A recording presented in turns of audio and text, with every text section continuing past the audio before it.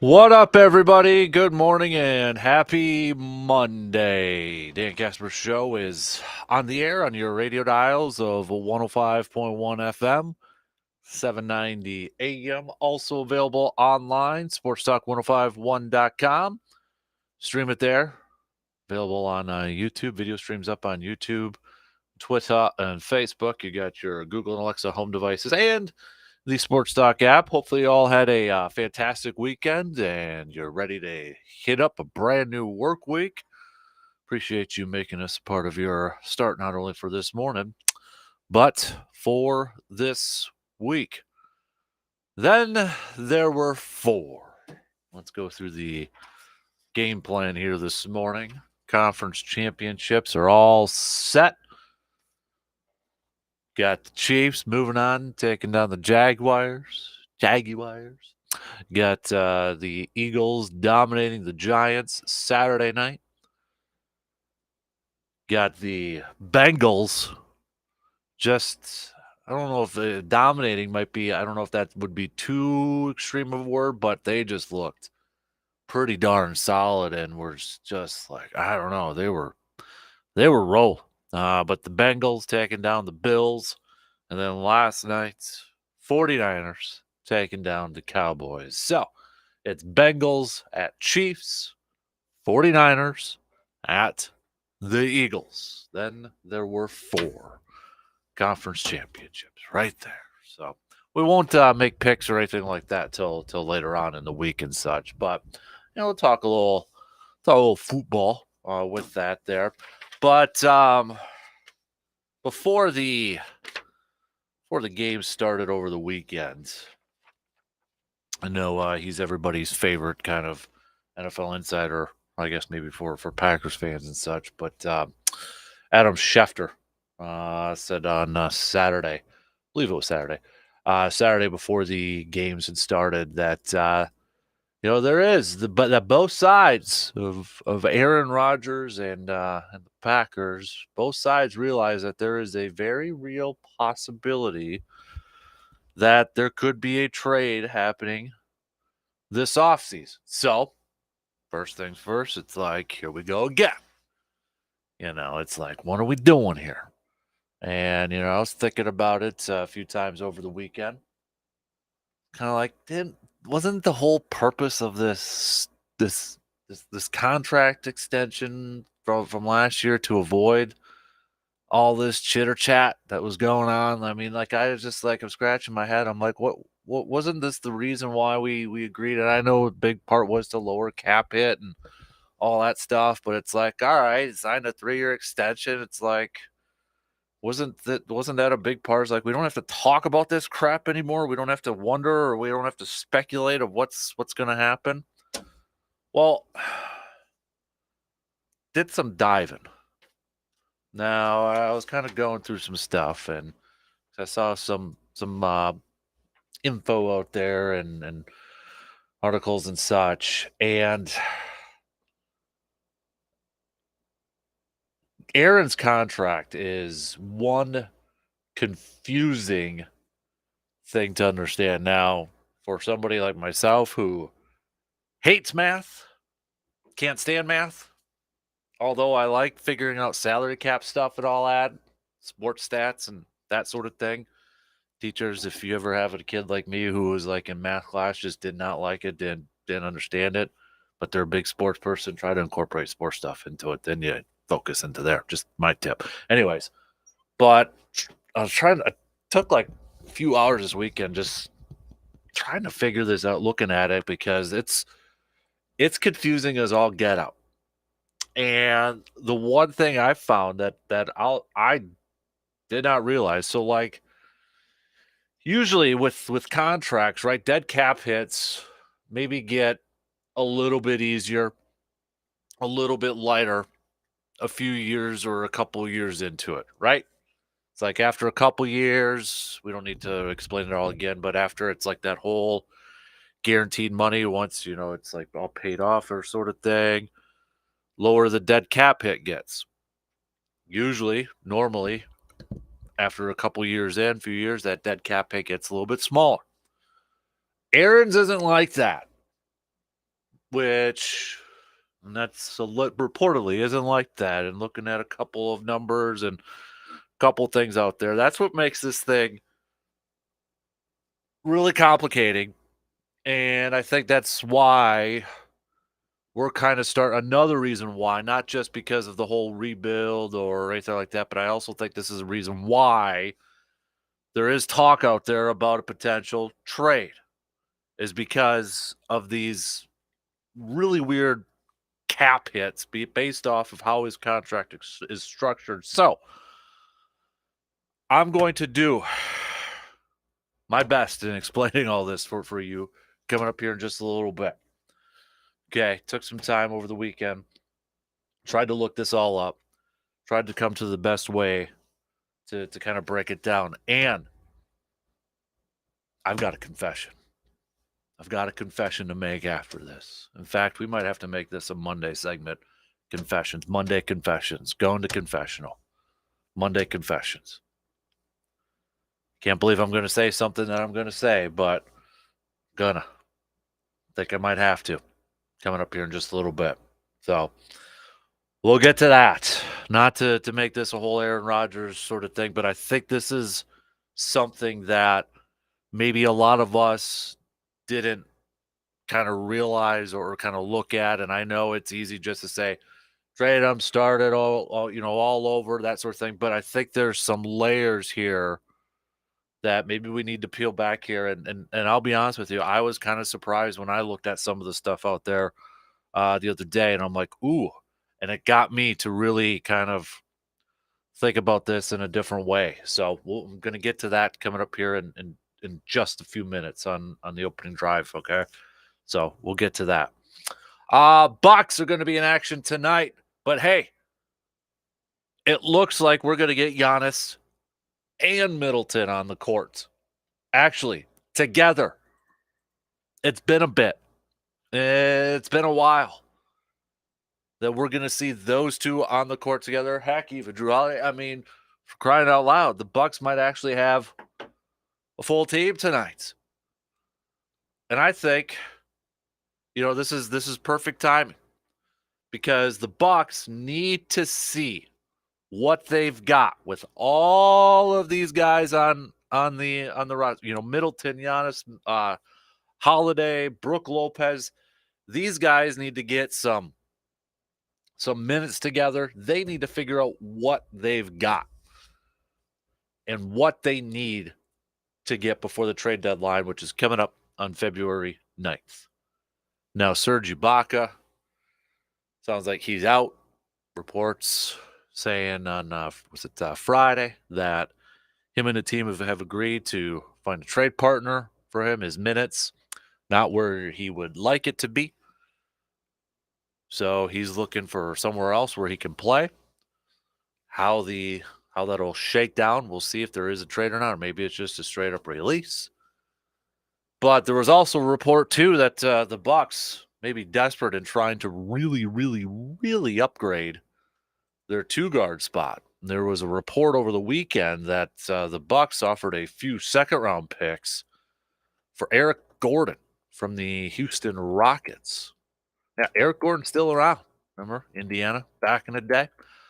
So far this year, Eric Gordon averaging 12.2 points per game and just under 30 minutes of action. But there was that report that sounded like about 3-4 second-rounders that the Bucks offered the Rockets, but the Rockets said, no, thanks. But it has to be a little bit more than that, because I'm assuming there would be some players attached to it and such, but sure looks like the Bucks are maybe trying to be a little aggressive, maybe even a little desperate in trying to find some guard help, backcourt help there a little bit. So, but this is big to see Middleton and Giannis back on the court together. The Bucks, we've got to see what they've got, because we haven't seen really this team all together too much so far this season. With the trade deadline approaching, with a very, very, very competitive Eastern Conference, a very top-heavy Eastern Conference, we got to see what this team's got, and where maybe some moves need to be made, and that sort of thing. But the Bucks falling to Cleveland the other night, even without Donovan Mitchell, but Giannis didn't play in that game. Bucks are now in the third spot in the Eastern Conference. Boston, still hot, still controlling it. Winners of 9 in a row. They're 4.5 up on the second place Philadelphia 76ers, who are hot themselves. Winners of 5 and 8 and 2, 5 in a row, 8 and 2 in their last 10. Then you got the Bucks 5.5 back, Brooklyn's 5.5 back, Cleveland 6.5 back.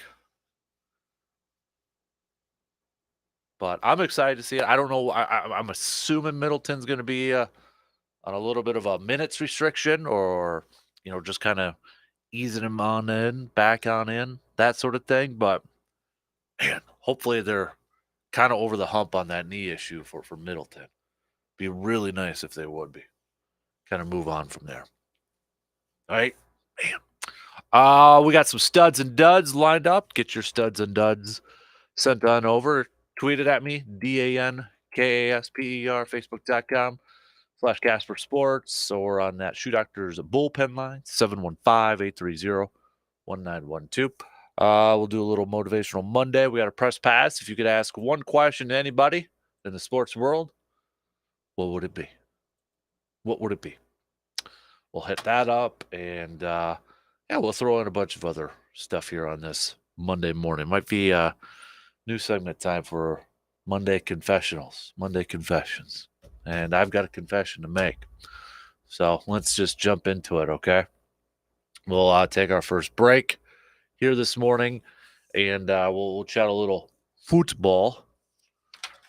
Final Four in, but I wanna try to break this down. This whole Rodgers contract, trade, retire, that sort of thing, because when I was looking at it and kind of going over things, I got a confession I've got to make, which changes kind of my thoughts from maybe a week or so ago.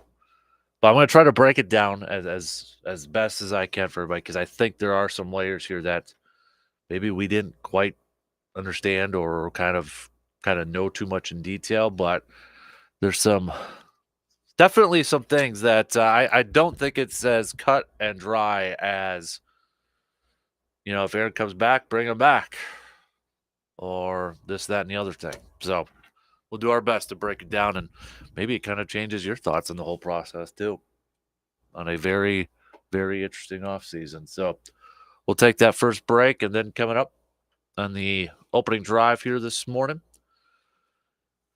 Final Four. We know the team's going to the conference championships this weekend. Plus, maybe this Packers-Rodgers decision is a little bit more difficult.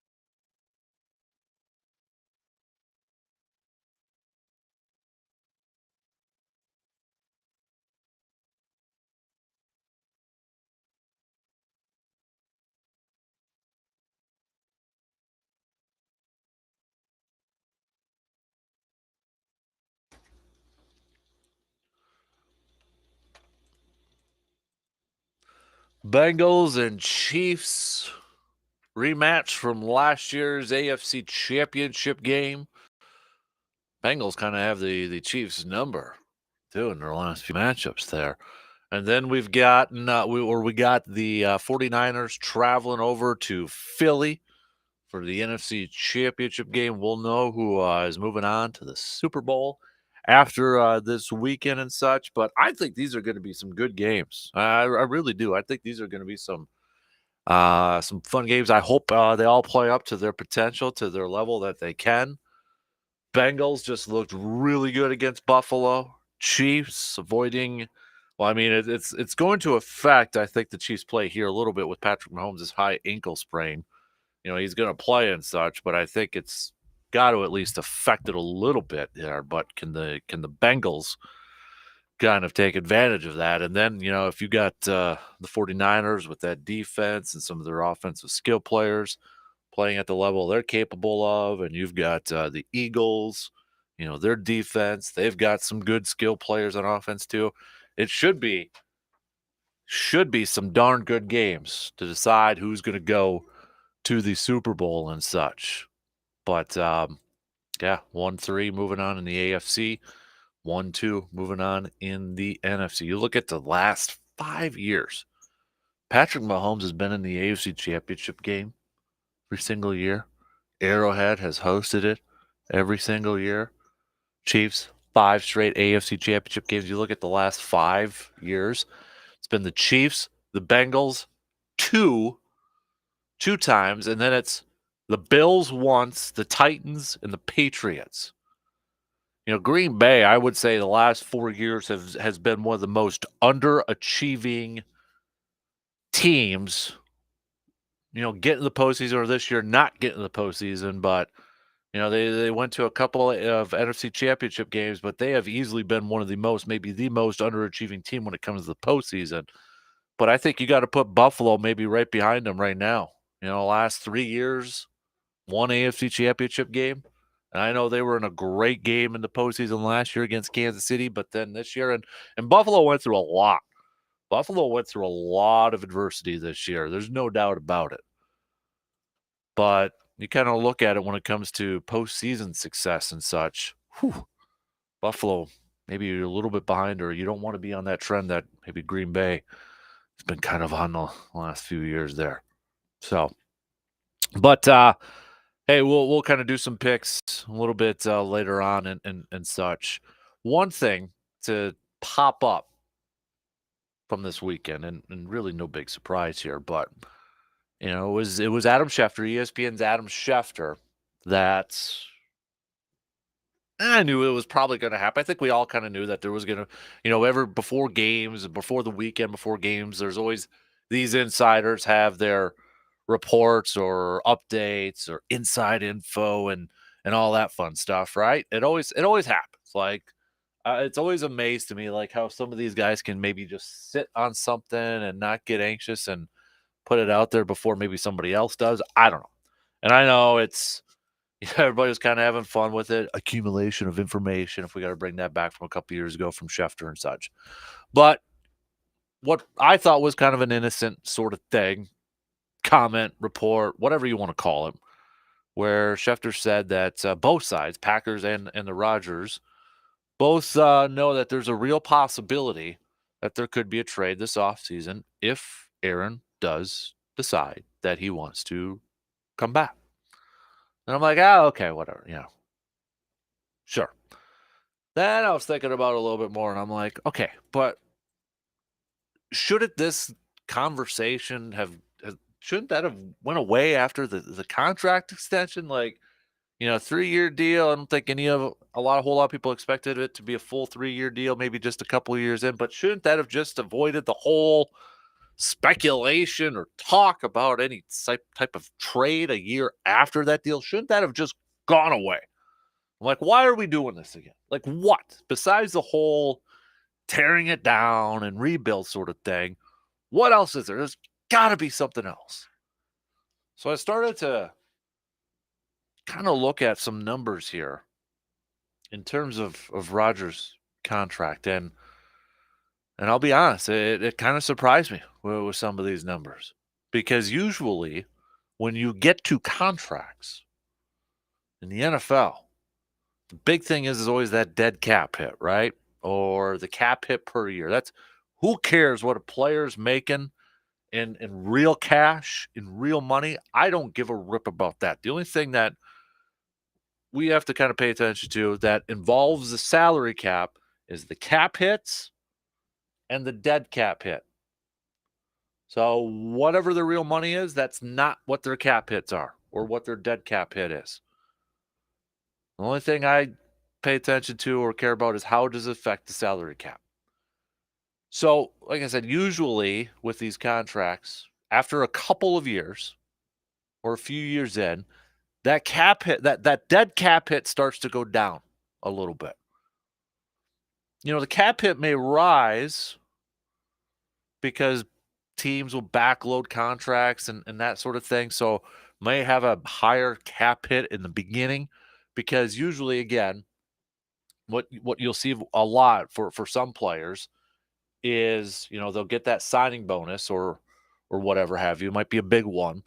They get all that up front as soon as they sign that contract.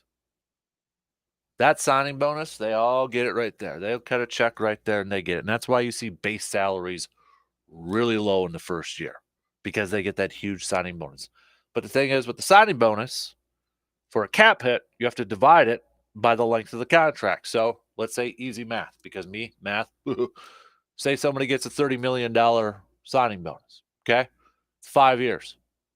30 divided by 5, 6. You spread that $6 million cap hit just for that part. Could be more of a cap hit, but just for that signing bonus part, you spread that out through the length of the contract. So even though the guy's going to get $30 million as soon as he signs that contract, it's going to be a $6 million cap hit throughout the length of that deal. So, but there's other factors into it too. That's why sometimes you see a higher cap hit at the end of it, but the dead money. So to kind of paraphrase it, dead money, trying to make this easier or try to explain it here a little bit. So, you know, say somebody's got a guaranteed that they're supposed to get $30 million guaranteed on their contract. Okay. But because you divide that through the length of the contract, even though they may have that money, it's all based off like, okay, money wise, did they get that 30 million? So after year one, they may have only, at least based off salary caps, I'm using air quotes here, on the lines, it may show, well, they only got like 8 million, even though that they got a $30 million contract. But because of salary caps and how it's structured, well, they only got 8 million. That's why you see dead caps so high in the early parts of contracts and they go lower later on because you start to, okay, after year two, they've earned, $20 million. Okay, we're not quite yet to 30, right? That sort of thing. Makes sense a little bit. Paraphrasing it, trying to dumb it down a little bit there. But what makes Aaron's contract a little bit more difficult? So, you're thinking, all right, after a couple years, got to be dead caps a little bit lower. Cap hit might be higher. Dead cap's a little bit lower. Move on after a couple years. That's not really the case with Aaron's contract, which makes it very, very complicated and very difficult. And I was looking at it and I was kind of going through some people, and there's people that are 50 times smarter than me on this. They noted a couple things. First, Tom Pelissero, NFL Network. And this was from a couple years. This was from last year when Aaron first signed his contract. He had noted that after the 2023 season, if the Packers decide to move on after the 2023 season, so this upcoming season, or if Aaron Rodgers retires, the Packers would have to have a $68.21 million dead cap hit on the books in 2024. As Tom Pelissero noted, the trade-off for cap savings now on the books in 2024, 68.21. Now, if you're on Twitter, maybe you follow an individual named Ken Ingalls, who is a certified public accountant, but he's a cap guy as well. If you want to follow like cap numbers and contracts, he's an interesting person to follow. Breaks it all down. Somebody who obviously loves numbers and loves math. And he had just noted the other day, broke it down here. Dead cap hits if Aaron Rodgers is traded or retires. 2023, 40.31 million. Now remember, we have that post June 1st thing, right? Where if it's post June 1st, you can kind of split it up a little bit. You'll take some cap hit in the current year and then the rest of the cap hit the following year. So if it were let's say Aaron retires or is traded this year, post June 1st, you'd have about a $15.83 million cap hit this year and a $24.48 million cap hit in 2024. Manageable. Aaron Rodgers' cap hit is manageable this year, even if he's playing or not, right? We talked about that the other day. It's like the 10th highest of all quarterbacks. Not bad. But here's the kicker. As he noted too, 2024, if Rodgers is traded or retires, $68.21 million, like Tom Pelissero just said. All right, if you do the post June 1st thing, 2024, $22.74 million cap hit. All right, not bad. But then in 2025, $45.47 million. All right, what about 2025? 2025's got to be better, right? Wrong. 2025. Let's say Aaron plays in 23 and 24, and then he retires or is traded for some reason. 2025 hit, dead cap hit, $76.8 million. 76.8. You can do the 38.4 post June 1st and then split it up. It's 38.4, 38.4. Those are dead cap hits if he is traded or retires. Dead cap. Not real cap, dead cap. Where a lot of other contracts, we see those dead cap hits get smaller the more years you get into a contract. Well, starting 2024, go up for Aaron Rodgers. Why? Why is that the case? It's all based off how it's structured in the language. Now, Pro Football Network had a great article that was actually just written about a week ago that kind of broke it down, and a lot of it is based off the language within this deal. And it's bonuses. So like it's really weird because it's like other years are tied to other years. Like, for example, if the Packers were to pick up a 2023 option, let's say on Aaron Rodgers, that would guarantee 2025. The options on there, the bonuses on there. So you pick up a 2023 option, it guarantees a 2025 bonus money. It's worded like that. It's very complicated, and I don't know if anybody really knows besides maybe a select couple or few that really actually know the full on language of it. But that's why you're seeing these numbers getting higher throughout the length of the contract. Now, the other part in this too, you do have to factor salary caps are going to go up unless we run into another thing where we did a couple years ago with the COVID situation. Hopefully that doesn't happen, that sort of thing. But TV contracts are coming up, which we know are going to skyrocket. It's going to skyrocket the salary cap. Salary cap's going to go up.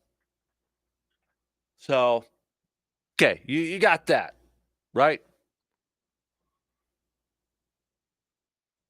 But when you look at it, and that's where, kind of going back to the whole trade thing, I'm like, why are we even talking about a trade after this contract? Like, something wasn't, just like, there's got to be something else besides the whole rebuild sort of thing. And then when you break it down and you look at it, it's like, ooh, trade it, not released. Green Bay can't release him this year because that would just, you're talking $99 million in dead cap. So anybody thinking we'll just cut him, that's worse. You can't release the guy this year because then you're taking on $99 million in dead cap. But you look at it, it's like, okay, he plays one more year, but then you decide to trade or he retires. It's bigger cap hit and dead cap space than what it is this year. And it's like, oh, do you maybe have to move on from Rodgers because the dead cap is going to be lower this year compared to maybe a couple years from now on? And that's what's really, really got me thinking. I'm like, maybe it is time. Is the time now to actually move on from 12 when you look at the numbers that way? And the other thing in this whole thing too is, okay, you pick up the 5th-year option on Jordan Love. Or you plan on doing it. That 5th year, remember, we all know this, is guaranteed. And it's going to be a big number. That's why, there's a lot of the talk about Rashawn Gary. He's going to get an extension because that 5th-year option, it was picked up. It's at $10, $11 million of a cap hit. He signs an extension. He's going to get more money, but it lowers the cap hit. You pick up a 5th-year option for Jordan Love, that'll come on the, 2024 cap?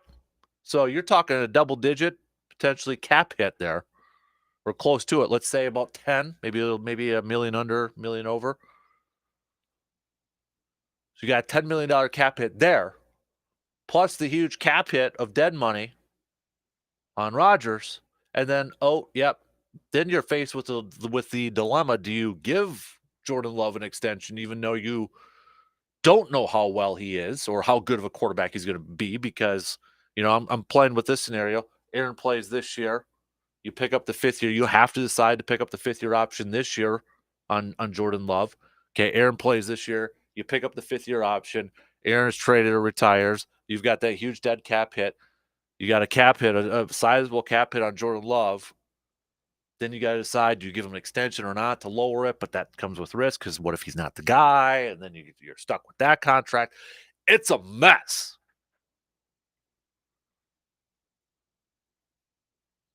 It's a mess. And it keeps coming back to, is this the perfect time to move on? To maybe try to avoid a bigger mess than what it would be, maybe in like a 2024. And that's where I'm kind of coming back to, maybe that's why we're hearing a little bit more about this potential of a trade. Because it just didn't make sense to me. Like, you committed both sides. And now we're back to this. And, obviously the season did not go it was a complete failure. And I think that's part of this whole conversation here too. But there's so many layers to this. Like, I feel like if Aaron decides to come back this year, I feel like then you have to trade Jordan Love. Like, I've kind of changed my thoughts on that now. I think you have to trade Jordan Love to potentially avoid another cap situation with Jordan Love with the 5th-year option, and then deciding whether to give him a long-term deal, and you maybe don't know what you actually have in him. I think Green Bay has an idea, but that's based all on practice. We haven't seen it in real games on a consistent basis. Okay, yeah, you trade Jordan Love, but then you have to go into the draft this year, probably drafting a quarterback fairly high in the draft. I mean, there's so many layers to this thing. And then, you trade Rodgers, but what are you going to get in return for 2023? I know a lot of people are expecting a first-round pick, but I think there's going to be a lot of conditions on that pick. You're not. I'd be shocked absolutely shocked if it was something similar to what the Lions got for Matthew Stafford. I just don't see that happening. One, you knew that Matthew Stafford was at least planning on at that point to play a few more years. Aaron, is it 1 year? Is it going to be 2 years? So I think it's probably going to be something similar to when Green Bay traded Favre. It was a conditional pick based off the success of that team. Off the top of my head, I think Green Bay got a third rounder because the Jets missed the postseason. But if they made the postseason, it was going to turn into a first round pick or something like that. It's the conditions based off that. And maybe, I don't know if they can actually do this, but maybe it's something like, okay, if you whatever, let's say it's the Jets because that's a popular one being thrown out there. Aaron gets traded to the Jets this year. Conditional pick. It's a second rounder with a condition of a first rounder if the Jets make the postseason. And then he plays a second year for the Jets. All right, then they get another pick for that if he decides to come back. I don't know if they can do it like that. If he retires, they don't get another pick. I don't know if that language, if they can put that in a contract or not. I really don't know. But I know I said the other day that and this is me being selfish. This is me being selfish as just if I was just being a fan here. Straight up Packers fan. Selfishly, I don't really want to kind of want to see Aaron play anywhere else when retired because, as a straight up fan, that's the end of a memorable era. An era that will be defined as they should have won more hardware. No doubt about it. They should have won more hardware. One Super Bowl, can't have that happen. Is it all on Aaron? Absolutely not. But it was also a fantastic era to witness supreme quarterback play. If we're just talking about the player itself on the field. So that's the selfish part of me. But the realistic side, or maybe the business side of things, at some point, Green Bay's going to have to pay the piper and take the hit. They just have to. And at some point, it's going to be time to move on and stop holding on to the past and usher in that new era. And maybe if we look at it from terms of a business side of things, if these numbers are all accurate and the reports out there are all accurate, which I don't doubt the likes of a Tom Pelissero or even a Ken, but if those numbers are all accurate, it sure looks like this year might be the year to do it.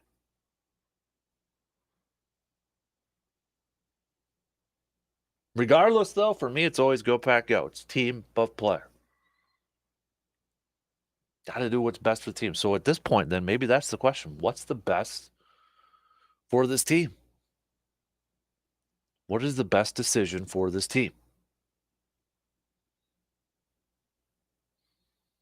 That's what we have to answer. That's what Green Bay, that's what Goody has to answer at this point. What is the best decision or best outcome for this franchise? Is it bringing back Aaron? Maybe trying to, quote, reload? Or is it taking the hit, seeing what they've got with Love, giving him a shot in the regular season? I'm glad I'm not the one making that decision. I'll be honest with you. Glad it's not me. But I don't know, like when you hear these numbers, does it change your thoughts at all? And maybe for the many of you out there that were ready to move on from Rodgers, maybe this solidifies it even more for you. And that's fine. And that's completely fine. But maybe for some of you that were maybe on the fence a little bit, like, I'm nervous handing it over to the Love era. But when you look at the numbers like this, and it's like, whew, all right, it might have to be time to cut that cord. Because my confession is, I'm kind of leaning towards that. when I look at those dead cap hit numbers, that they actually get higher the longer he sticks around. And it's based off of this language about, bonuses and options picked up. And and the thing is with, when I was looking at it and reading about it, the 2023 option or whatever, the one that's going to be that they have to pick up in 2023 that would affect 2025. They have all the way through training camp in the week 1 to pick it up, it sounds like, but it's like an automatic one sort of. It's complicating. I'm trying to do the best to kind of break it down to just generic stuff, but it's complicating as all get out. But when I see these numbers and I see dead cap hits rising later on in the contract, and it's lower right now if they get out of it. From a business side, it's hard not to say, yeah, let's make that move. Again, selfishly as a fan, don't really want to see the end of an era. Maybe you don't want to see one of your best players of all time suited up in a different uniform. But business way, what's best for the team? It might have to be saying, see you at 12. Thanks for the memories. All right. Does it change your thoughts? Does it change? Maybe it solidifies it a little bit more. What do you got? Hit me up with a text on the Shoe Doctors bullpen line, 715-830-1912. Or on Twitter at DANKASPER, Facebook.com/Kasper Sports. We'll take that quick break. Went a little long there, but I don't know. I thought it was some interesting stuff. All right, we'll be back after these words.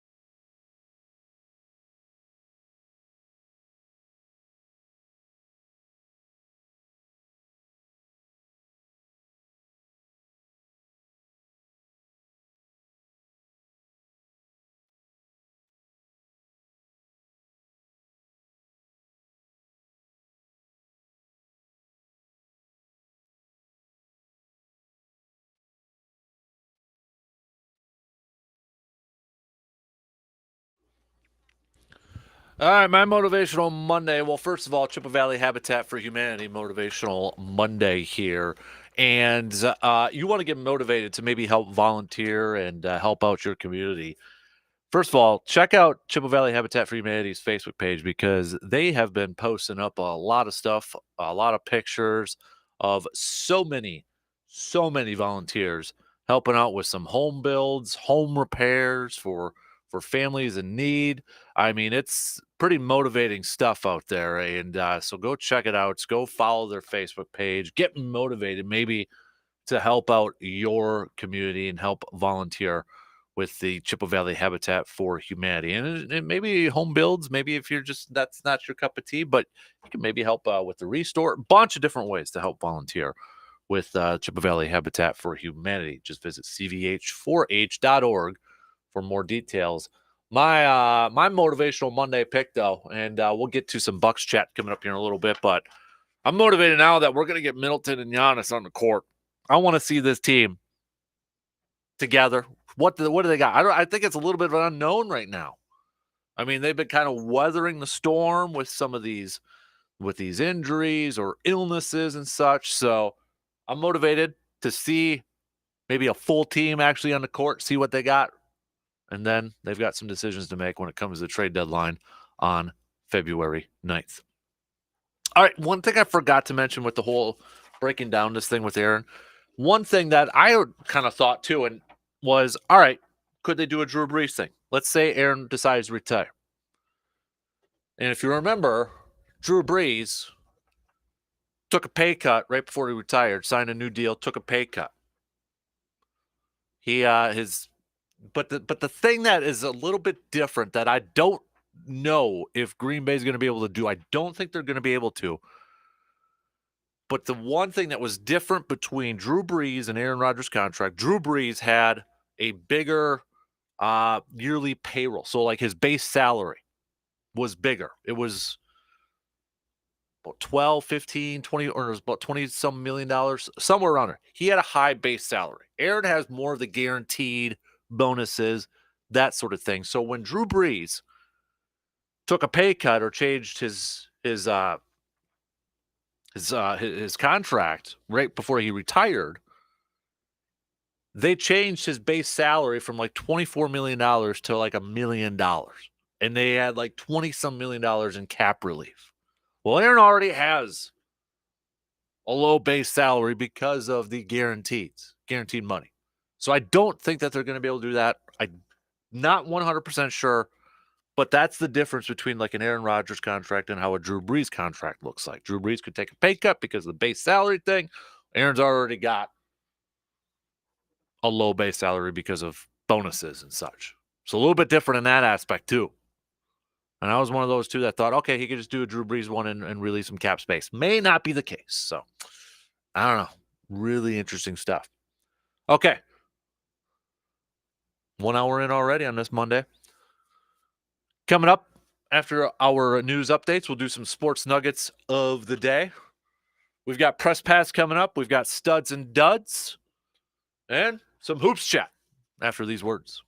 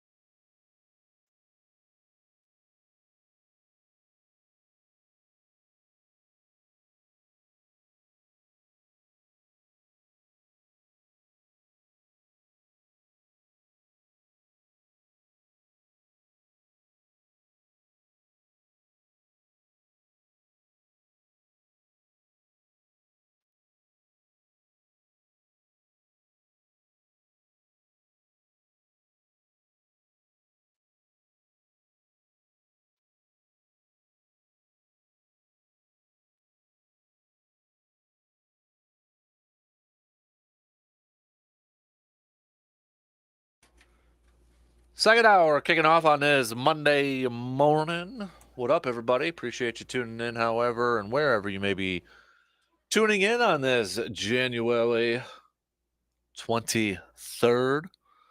We're going to talk some hoops with the Bucks back in action tonight and the return of Giannis and Chris Middleton to the court. Finally, they'll be taking on the Pistons tonight on the road. Denver, home game coming up on Wednesday, then back on the road for a game against the Pacers on Friday. Just kind of looking ahead to their schedule here. Then they're going to be at home here for a while, starting this Sunday. New Orleans, Charlotte, Clippers, Miami, all at home. So about a week in the from the confines of the Fiserv Forum. But we'll talk some hoops coming up. Also, quick reschedule. So the Badgers and Northwestern were supposed to play hoops on Saturday, right? Yeah, they were supposed to take care of that, but COVID issue. They're going to play it tonight now. Quick turnaround. So they're going to play it tonight. Badgers taking on Northwestern. Then Badgers got Maryland coming up just a couple days after that as well. So, but just passing that along here for you. Let's do some sports nuggets of the sports nuggets of the day, brought to you by Ansi Associates. 1879, the National Archery Association was organized in Crawfordsville, Indiana. 1944, the Detroit Red Wings set a record for the most goals, most consecutive goals, and most points in a game. The Red Wings beat the New York Rangers 15-0 and had a total of 37 assists. 1950, NFL owners approved the unlimited substitution rule that had been used on a trial basis for 1949. Back to the Red Wings, 1966, they ended a streak of 47 straight wins when leading after two periods. That streak had started back on November 21st, 1964. I'm going to make this. I know we usually do a pop quiz Tuesday, but I think this is a good little pop quiz question here. So this happened in 1985. Try not to look it up. Please try not to cheat. Okay, let's have some fun with this. So try not to Google it. Try not to cheat. But this player became the first Heisman Trophy winner to be elected to the Pro Football Hall of Fame. Who was the first Heisman Trophy winner to be elected to the Pro Football Hall of Fame? I'll tell you, if this was posed to me, and actually, we'll do there's an interesting answer to this, but I wouldn't have guessed it. I wouldn't have guessed it. So, text me your answers, 715-830-1912, okay? 715-830-1912. Interesting answers, I'll just say that. So, well, I'll tell you the answer coming up in just a little bit. No JC Nisi, no Justice Cleveland here this morning. He's enjoying some family time right now. But kind of a quick look at the scoreboards out there. Starting with the Blue Golds, because it was a busy weekend for some Blue Gold action hoops-wise. Men's team losing a close one to UW La Crosse over the weekend, 68-66. But the women's team in OT picking up the win, 64-60 against La Crosse. If you're looking at some hockey, men's hockey skating to a 3-3 tie against UW Superior. On Saturday there, the women's team taking down Point 6-1. Wrestling 18-14 over UW Platteville. Go back to Friday. The men's hockey team skated to a victory against Superior 4-2. If we're looking at their upcoming schedule here on the next couple days here, tomorrow we've got Blue Gold hockey at St. Scholastica. Men's hockey coming up on the 25th. Going to be going up against Stevens Point. That should be a good game there too. And then we've got some basketball action on the 25th on Wednesday as well. Women's team They're going to be visiting River Falls, UW River Falls men's team at home, taking on River Falls. Over the weekend, just some of the prep-wise scores there too. Girls hoops, Eau Claire Memorial defeated Onalaska 60-33 over the weekend. Blair Taylor 69 over Elmwood Plum City, who had 33. Somerset 54, Elk Mountain 46. Boys hoops, just over the weekend, Columbus Catholic defeated Owen Withy 63-51. Blair Taylor 56, Elmwood Plum City 52. Oh, also, I want to get back to the blue gold here thing quickly too, because remember when we mentioned, was it a couple weeks ago? I know I'm kind of going back and forth here, but I talking about hockey. But a couple weeks ago, remember we mentioned head coach Matt Lund, Quinn Green, and Connor Schmoozle was going to the Winter World University Games as Team USA. Oh, they came back with some silver medals. They're bringing back some silver medals. They fell to Canada 7-2 in the gold medal game. But that's pretty darn cool right there. So shout out to those blue golds there. Forgot to mention that when we were talking a little bit of the blue golds there too. So, but yeah, that's pretty darn awesome over there. Some other scores over the weekend too. The Husky invite for boys high school swimming and diving. Hudson coming away with the overall victory, 460. Eau Claire Alliance finishing in second with 351. Superior third, Menominee fourth. Chi High finishing in fifth. Girls high school gymnastics too, hosted by Rice Lake. Chi High number 1 overall, Eau Claire number 2. So those are just some of the scores from over the weekend there. Also, some Chippewa Steel scores. The Steel falling in both of their games on Friday against the Wilderness, 4-3 on Friday, 2-1 on Saturday.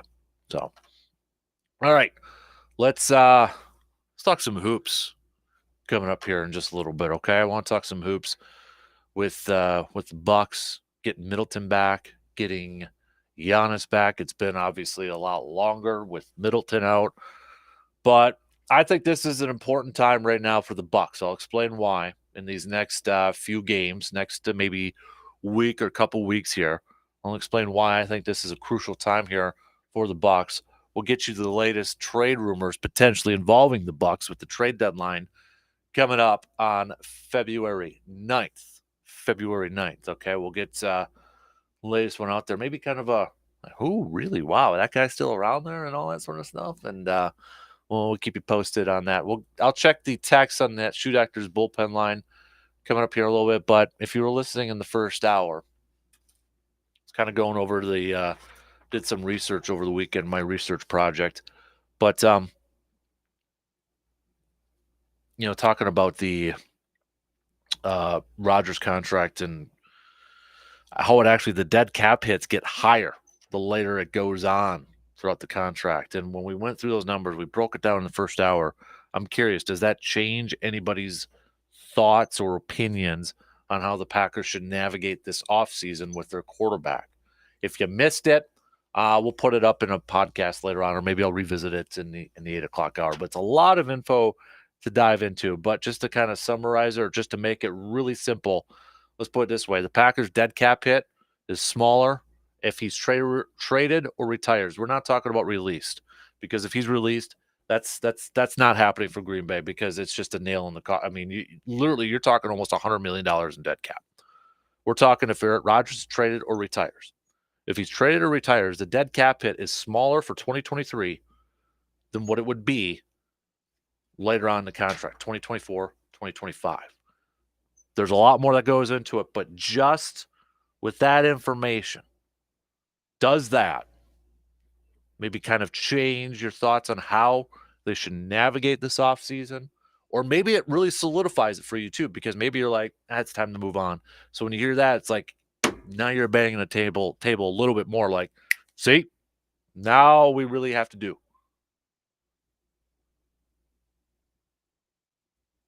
I'm really curious to kind of get your thoughts on that too. And, the question I want to throw out there too is, I know there's been some frustration with Matt LaFleur maybe this past year, but do we actually know how good of a coach or play caller he is? We've seen, some great plays that Aaron has been talked about, but have we seen what this offense truly should be. And I say that because, LaFleur is from the Shanahan tree, and look at what the 49ers are doing with Brock Purdy. And you're thinking, that's got to be that offense. Why are we not doing that? Well, it's because you have a quarterback like Rodgers. And if you remember, when LaFleur was hired, they talked about, incorporating some stuff that Aaron likes and what LaFleur wants to bring and that sort of thing. So I don't think it's a full on, just my opinion, I don't think it's a full on Matt LaFleur style offense that he wants to do. So, do we actually know how good of a coach or play caller he is at this point? Because he hasn't been able to employ his full offense. I think there's something to it, or something to that. I think there is a little bit to that. So, but all right, let's take that quick break, and then coming up, let's talk some hoops with the Bucks back in action tonight. Big night because we get Middleton and Giannis back in the court, but this is the start of what I think is a very important next few games or next couple weeks here for the Bucks. I'll explain why I think that coming up after these words, plus the answer to your Monday trivia question. First Heisman Trophy winner to go to the Pro Football Hall of Fame.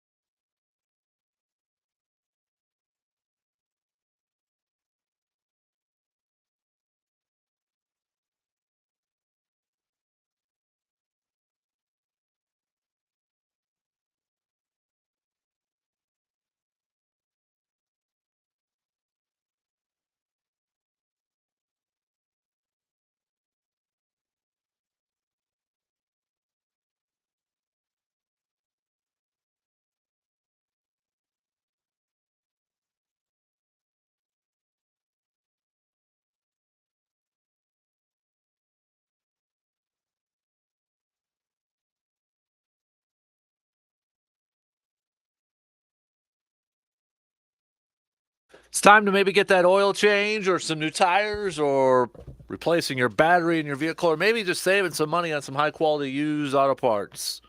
Well, your go-to location for all the above there, ASAP Used Auto Parts right here in Eau Claire. You can check out their website, ASAPUsedAutoPartsEC.com, to check out their massive list of parts they have available. And if you're trying to find a certain one out there, they'll work with you. They're going to do their best, and they're going to find that part for you over there too. So, but hey, if you just need that quick oil change, or again, just need some new tires, because this is kind of the time of the year maybe to grab some new tires for your vehicle.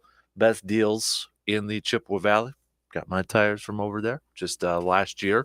It's quick, put them on, and we've shopped around too, and they easily were the best deal. Save me some money over there too. So if you haven't checked out their location at 1330 Menominee Street in Eau Claire, do yourself a favor. It's very impressive looking. It's really sweet looking in there too, just right across the street from the Dujaj over there. So give ASAP Used Auto Parts a visit for your oil changes, replacing your battery, new tires, or saving some money on some high quality used auto parts. All right, ready for your answer? A couple of people, you got it. Trick question though. There was two of them in 1985. Two of them. And that was inducted into the Pro Football Hall of Fame class, the first ever Hall of Heisman Trophy winners to get into the Hall of Fame. O.J. Simpson and the only quarterback so far, Roger Staubach. So Simpson and Roger Staubach were the class of 1985. First two Heisman Trophy winners to get into the Pro Football Hall of Fame. Paul Hornung was in 1986. Doak Walker also in 1986. Then Earl Campbell in 1991. Tony Dorsett in 1994. Marcus Allen, 2003. Barry Sanders, 2004. Tim Brown, 2015. And the most recent one, Charles Woodson, 2021. The only one quarterback who has won a Heisman Trophy winner is in the Hall of Fame, Roger Staubach.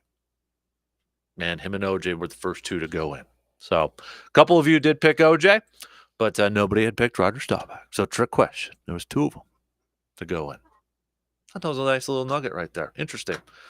You're looking at the Heisman Trophy, winners of late, who would maybe be that next quarterback join them. Right now, I don't know. Maybe we'll see how Lamar Jackson's career continues. Otherwise, I'd say right now, Joe Burrow's looking pretty darn good. I'd say it's probably Joe Burrow at this point. Again, I don't know how Lamar Jackson's career is going to go. He does have that MVP to his resume. But we need to see, I think, a few more years of some high-level play. Right now, I would say Joe Burrow, he's trending in that direction. Man, I'm gonna give a little shout-out to Joe Burrow coming up in Studs and Duds here in a little bit. So, but interesting. I thought that was a cool little nugget there. All right, let's talk some hoops here. Over the weekend, there was a report that the Bucks offered 4 second-round picks to the Houston Rockets for one Eric Gordon. Before you say it, yes, Eric Gordon still plays in the NBA. The former, if you remember, back when he played for the Hoosiers, Indiana. But he was originally drafted in 2008 by the Clippers for a career from 2008 to 2022. He is 16.2 points per game, shoots about 37% from the three. This year, though, with the Rockets, he is averaging 12.2 points per game and 34.8% from three. But if you look at his last 3 games, he has put up 19, 11, and 16 points. But that was the report out there that they offered 4 second-rounders. If you remember back in 2019, the Bucks also sent 4 second-round picks to the Pelicans for Nikola Mirotic. Remember him? Kind of that stretch 4 type of player. But looks like Milwaukee's trying to do the do the same thing. He's got Eric Gordon's got one more season left on his contract after this season, but it's at $20.9 million, and it's not guaranteed unless Gordon's team wins the 2023 NBA Finals. Man, we're just talking about weird contracts and that with Aaron Rodgers. Man, there's some weird stipulations over here. But what would your thoughts be on Eric Gordon coming over to the Bucks? Do you like that move? You want to see that move happen? You know, we've heard that they've been so involved with Crowder that they've wanted Crowder from Phoenix. He's kind of he's that 6'6", more so of a defender. It's not bad from three once in a while, but he's maybe like a PJ Tucker type of role. Now we've got this rumor about Eric Gordon. Bucks maybe looking to add a little bit more shooters to their backcourt, two guard. I will say this, the one thing with Eric Gordon, he has been pretty darn consistent throughout his career in terms of scoring. Every single season he has finished in double-digit scoring. Like he's averaged double-digit scoring every single season since 2008. If you're just looking at, his years where he scored the most, you got to go back to 2010 through 2012, 22.3 points per game, 20.6. But he's been consistent. This year has been his lowest production in terms of points per game at 12.3. But again, it's Houston, so how much do you factor that into it? Minutes per game, it's been pretty similar. For a career, he's averaging 32.3 minutes per game, and this year he's at 29.8. I've been one that I think the Bucks, I would have liked for the last year, maybe even last couple years, getting a little bit more depth or a little bit of an upgrade at their two guard spot, at their shooting guard spot. I don't know if a trade, I would have to imagine with the 4 second rounders, it would have to include a player or maybe a couple players. I know there was some of that speculation out there that it would take more than just those second rounders. You'd have to include some players on there. Now, as we mentioned, Serge Ibaka and the Bucks have agreed to find a trade partner for Serge Ibaka to move on from the Bucks, get some more playing time and such. Whether that would be a part of the Rockets, I don't know. Serge Ibaka is obviously at the point in his career where he probably wants to get some rings too, but the Bucks got to be careful in this instance. If they feel like Serge Ibaka still has something to contribute to a team, they're probably not going to trade him into the Eastern Conference with one of the teams that they're competing against in the top end. Maybe they will, depending on what prospects they get back and such. But, I would be good with Eric Gordon. I wouldn't expect the Eric Gordon from like 2010 to 2011, putting up those 20-some points per game. Again, like I said, I've been one that I've kind of wanted an upgrade or some more depth at that shooting guard position for a year plus now. And maybe there's some younger options out there, some better options out there. But again, we said it a couple of weeks ago. I think the market, this trade market, it's going to be inflated a little bit. I think prices are going to be a little bit higher because I think you look at the Eastern Conference and you look at those top 5 teams, maybe make a case. Boston right now is just red hot. But I think you can make a case for those teams that, hey, you can see them maybe getting to the NBA Finals. Then you look at the Western Conference and how that's kind of all shaken out. Does Sacramento maybe get involved in some of these, trades because they've been kind of surprising people. Not a lot of people expected them to do anything this year, and right now they're 3rd in the Western Conference. Denver's up there at 1. A lot of people expect that. Memphis at 2, showing last year wasn't a fluke. New Orleans is at the 4th spot. So you got these teams in the Western Conference that, a couple of them, maybe a lot of people didn't expect to be playoff threats or players. So they may get involved in the trade market. That's why I feel like right now, at least at this point, this market is going to be a little inflated where the prices are going to be kind of high. It's going to be a bidding war. And that's where I think with the return of Middleton and Giannis, who were both listed as probable yesterday in the game and in the injury reports. This is big in terms of, okay, finally they haven't been on the court all together this year. Holiday, Giannis, Middleton. Mostly it's been because Middleton has missed some extended time, right? He didn't come back till that Lakers game in December, played a few games, and has missed some extended time since then with a knee injury. So I don't even know if we really know what we have with this Bucks team. They've kind of weathered this storm with their injuries, with some of their illnesses. Remember, Holiday missed some time due to a non-COVID illness. They started the season without Pat Connaughton, without Joe Ingles. They've kind of weathered the storm. And now that's where I look at these next few games or maybe these next couple weeks as a big stretch for the Bucks, not just because of in terms of like standings wise or wins or who they're going up against, but maybe like are we going to see what this Bucks team actually is? I feel like tonight, maybe in the first couple games, maybe they just kind of bring Middleton in slow. They want to be able to manage that knee, whatever the heck is going on with that knee injury at this point. Gonna have to kind of manage it, at least initially. But I think we need to kind of see what do we have with this Bucks team. They've been weathering that storm. Guys coming back now, if they stay healthy, kind of get a sense of who they are. And then maybe you're like, okay, this is what we need before the trade deadline. Maybe it solidifies, yeah, we need a guy like an Eric Gordon. Or, yeah, we need a guy like Jay Crowder. I know Gordon Hayward's been thrown out there. Maybe the Hornets are ready to move on from the former Butler kid.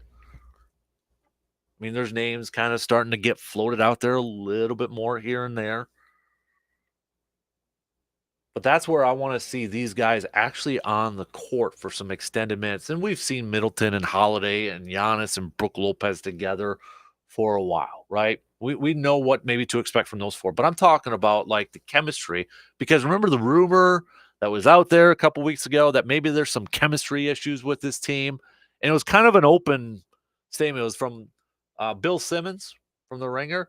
Well, is it the chemistry because of the chemistry on the court because guys are missing time, or is it actually like the chemistry within the locker room, guys messing with each other, personalities meshing with each other? It's kind of an open statement. We know really with Giannis, Middleton, Holiday, Brook Lopez, they won a championship together. I'm talking like the chemistry. Okay, you got those four, but then mixed in with a Joe Ingles, more playing time with a Carter. How do those rotations work? Do they need that upgrade at the two guard? Do they need a little bit more defensive help? It's like bringing in a guy like a Jay Crowder.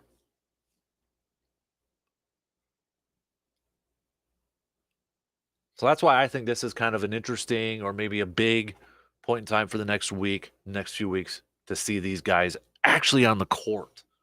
And hopefully they can stay on the court. That's the big thing. And, not to be negative too, but maybe this is like, okay, they put Middleton out there. He plays, but he's just not right. Or that knee flares up again. It's like, okay, we know we really can't count on Middleton to stay healthy. So maybe this really kind of forces us to be more aggressive and like we got to protect ourselves because we're not confident Middleton can stay healthy. We're not confident that he can play a lot of minutes when we get to the postseason. We need to increase that depth. We need to get some more shooters. We need guys who can score on a consistent basis. Not just like one night here and then another guy here the next night like we see sometimes. One night it could be Pat Connaughton. One night it could be Joe Ingles.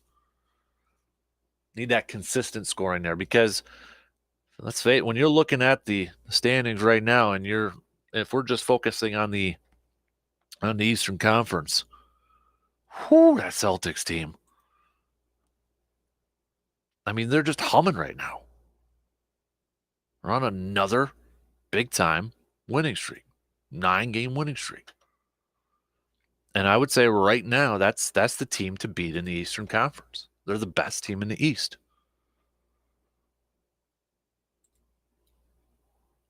You got Philly that's playing really well right now. Joel Embiid, James Harden. But it's the Celtics that are the cream of the crop in the Eastern Conference. Jason Tatum having an MVP type year, averaging over 31 points per game. He's leading his team in rebounds too, 8.5. You have Marcus Smart in the backcourt there, 7.2 assists per game, leading the team in steals.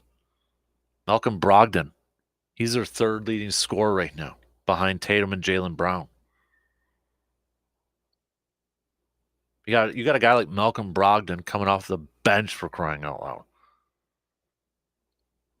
He's their third leading scorer. He might be the sixth man of the year. Malcolm Brogdon, I think right now, is probably the leading candidate for sixth man of the year. Remember when they made that move and we're like, oh, in the offseason, like, oh, real? Yeah. Maybe the rich got a little richer there.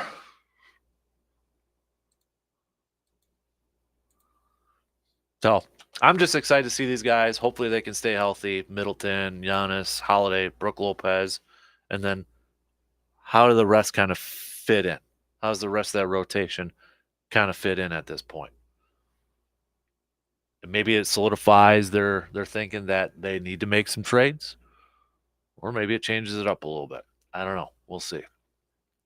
Speaking of hoops, again, reminder, Badgers, they're going to be taking on Northwestern tonight. That was announced yesterday, so really quick turnaround here. It was supposed to be played Saturday, but because of COVID issues running through the Northwestern program, they're going to play tonight.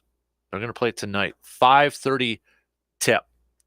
You got that game, and then you got a good game on ESPN later on tonight. Second-ranked Kansas going up against 21-ranked Baylor. So, going to be kind of a busy week here for the Badgers. Now, Northwestern is 12-5. They got the same record as Wisconsin this year. But when you're looking at the schedule here for Wisconsin, it's kind of a lot of games within this next week here. You got Northwestern tonight at Northwestern. Then they're at Maryland on Wednesday. Then they return home for a Saturday game against Illinois. So, I mean, they've got 3 games here within this week. It's going to be boom, boom, boom, boom. And I know there were some people kind of like, well, that didn't do Wisconsin any favor scheduling this game for tonight against Northwestern because they've got that road game against Maryland coming up here. So a quick turnaround there. But it is what it is at this point. And when you're looking at the Big Ten Conference right now, how about this? Rutgers, baby. Tied up with Michigan in second place. Rutgers 13-6 overall, 5-3 in conference play. Purdue leading the conference, no big surprise, 8-1, 19-1 overall. You got Rutgers and Michigan, both 2.5 back. Michigan is 11-8 overall, though, in the season. And then Wisconsin, 3 back. They're tied with Michigan State. Wisconsin 4-3 in conference play. Michigan State 5-4. So you've got Northwestern, who is 3-3 in conference play. They're 3.5 back.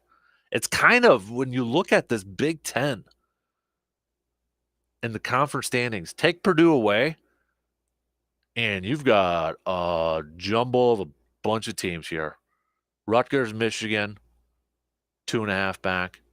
Wisconsin, Michigan State, 3 back. Then you've got a group of teams that are 3.5 back. Penn State, Indiana, Illinois, Iowa, and Northwestern. And then Maryland and Ohio State are 4.5 back, and then Nebraska's 5 back. But you got a boatload of teams in here that are 3.5 back or less from Purdue. I think Purdue's going to comfortably win the Big Ten, but maybe when we get to like the tournament time in the Big Ten tournament, seeding-wise, how that all plays out, it could be kind of chaotic. Might be a little bit of a run there towards the end for some seeding purposes when it comes to the Big Ten Conference tournament. Purdue should be the number 1 seed comfortably unless something happens here, but whew, that should be fun down the stretch here. See how that all plays out. All right, we got to take a quick break, and then it's going to be press pass time. You can ask one question to anybody in the sports world and get a legit answer. What would it be? And then coming up just past 8 o'clock, studs and duds time. Who's on your studs list and who's on your duds list? And let us know with a quick text, tweet, or Facebook post. All right. We got to take a quick break, and we'll be back after these quick messages with a little press pass.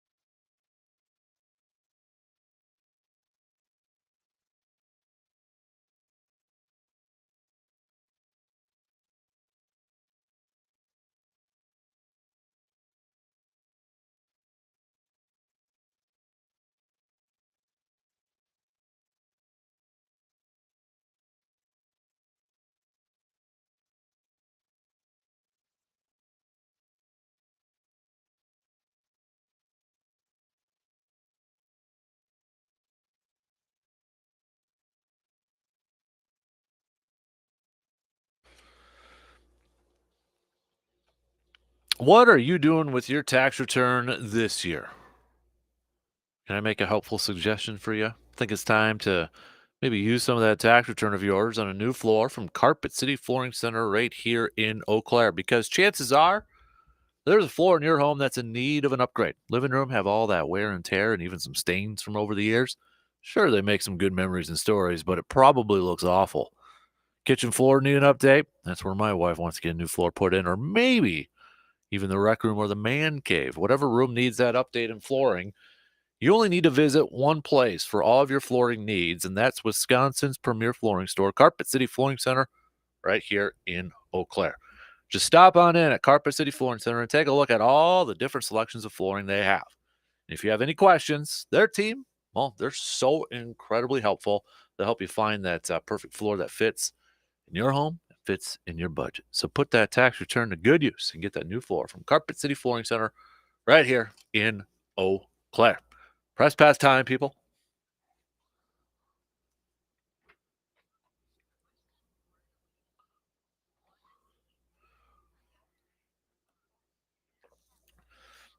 All right. My press pass question. I'm going to Big Mike. Mike McCarthy, head coach of the Dallas Cowboys. That final play, if you didn't see it, you can look at it. The formation. Ezekiel Elliott was the center, and he was the only one on the line of scrimmage. You had your your offensive line like split out wide and such. Here's the thing now. I don't necessarily like. First of all, it reminded me of the annexation of Puerto Rico with the Little Giants there, which is fitting because obviously, if you know the movie Little Giants, they did it against the Cowboys and Cowboys, whatever. But anyway, it didn't work. Okay, Dak Prescott threw it, guy caught it, he's tackled right away.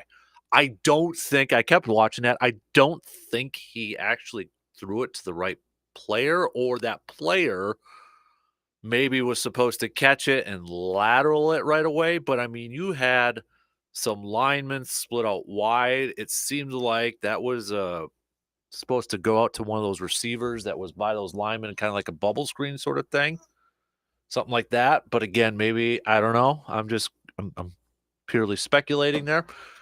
But and here's the thing: I don't have a problem with coming up with a play call like that, because given the situation, 5 seconds, what, you're at your own 30 and such. You're going up against the San Francisco defense. You literally have to pull out a rabbit out of your hat. You would just have to try something. You got to do something different. You got to do something that's just so off the wall to try to get that touchdown. So I don't really mind the whole like thinking way out there. It just looked pathetic how it was executed and such. And really, of all people to kind of snap a ball, it was Zeke. But anyways, my question to Mike would be, I want to know who drew that up. Like who thought of that formation, that lining it up that way? Was that a Mike McCarthy play, or was that a Kellen Moore play?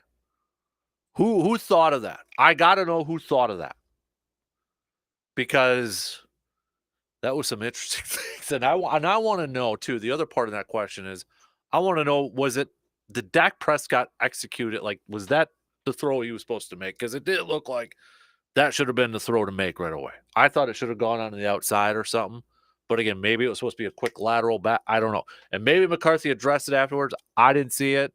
I didn't see any posts or anything like that. But I just want to know who came up with that. Like, legitimately came up with that because that was interesting. And I know a lot of people are like, what the HE double hockey sticks is going on here? And again, the thing is, I don't mind coming up with something really creative, especially given the point you were at in the field and the defense you were going up against.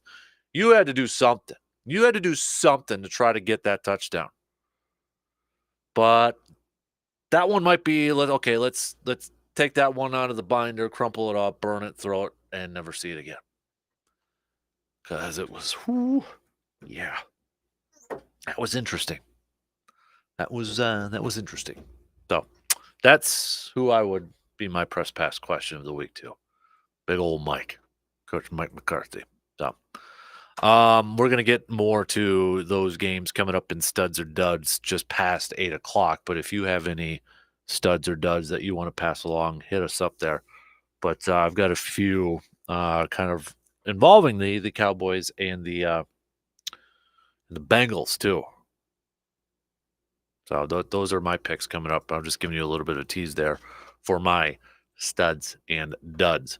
A couple questions that we threw out in the first hour that we'll revisit coming up in the 8 o'clock hour in case you weren't up and at it early this morning. We'll kind of revisit a little bit of our conversation that we had involving this very, very complicating and sort of interesting contract that Rodgers has that I think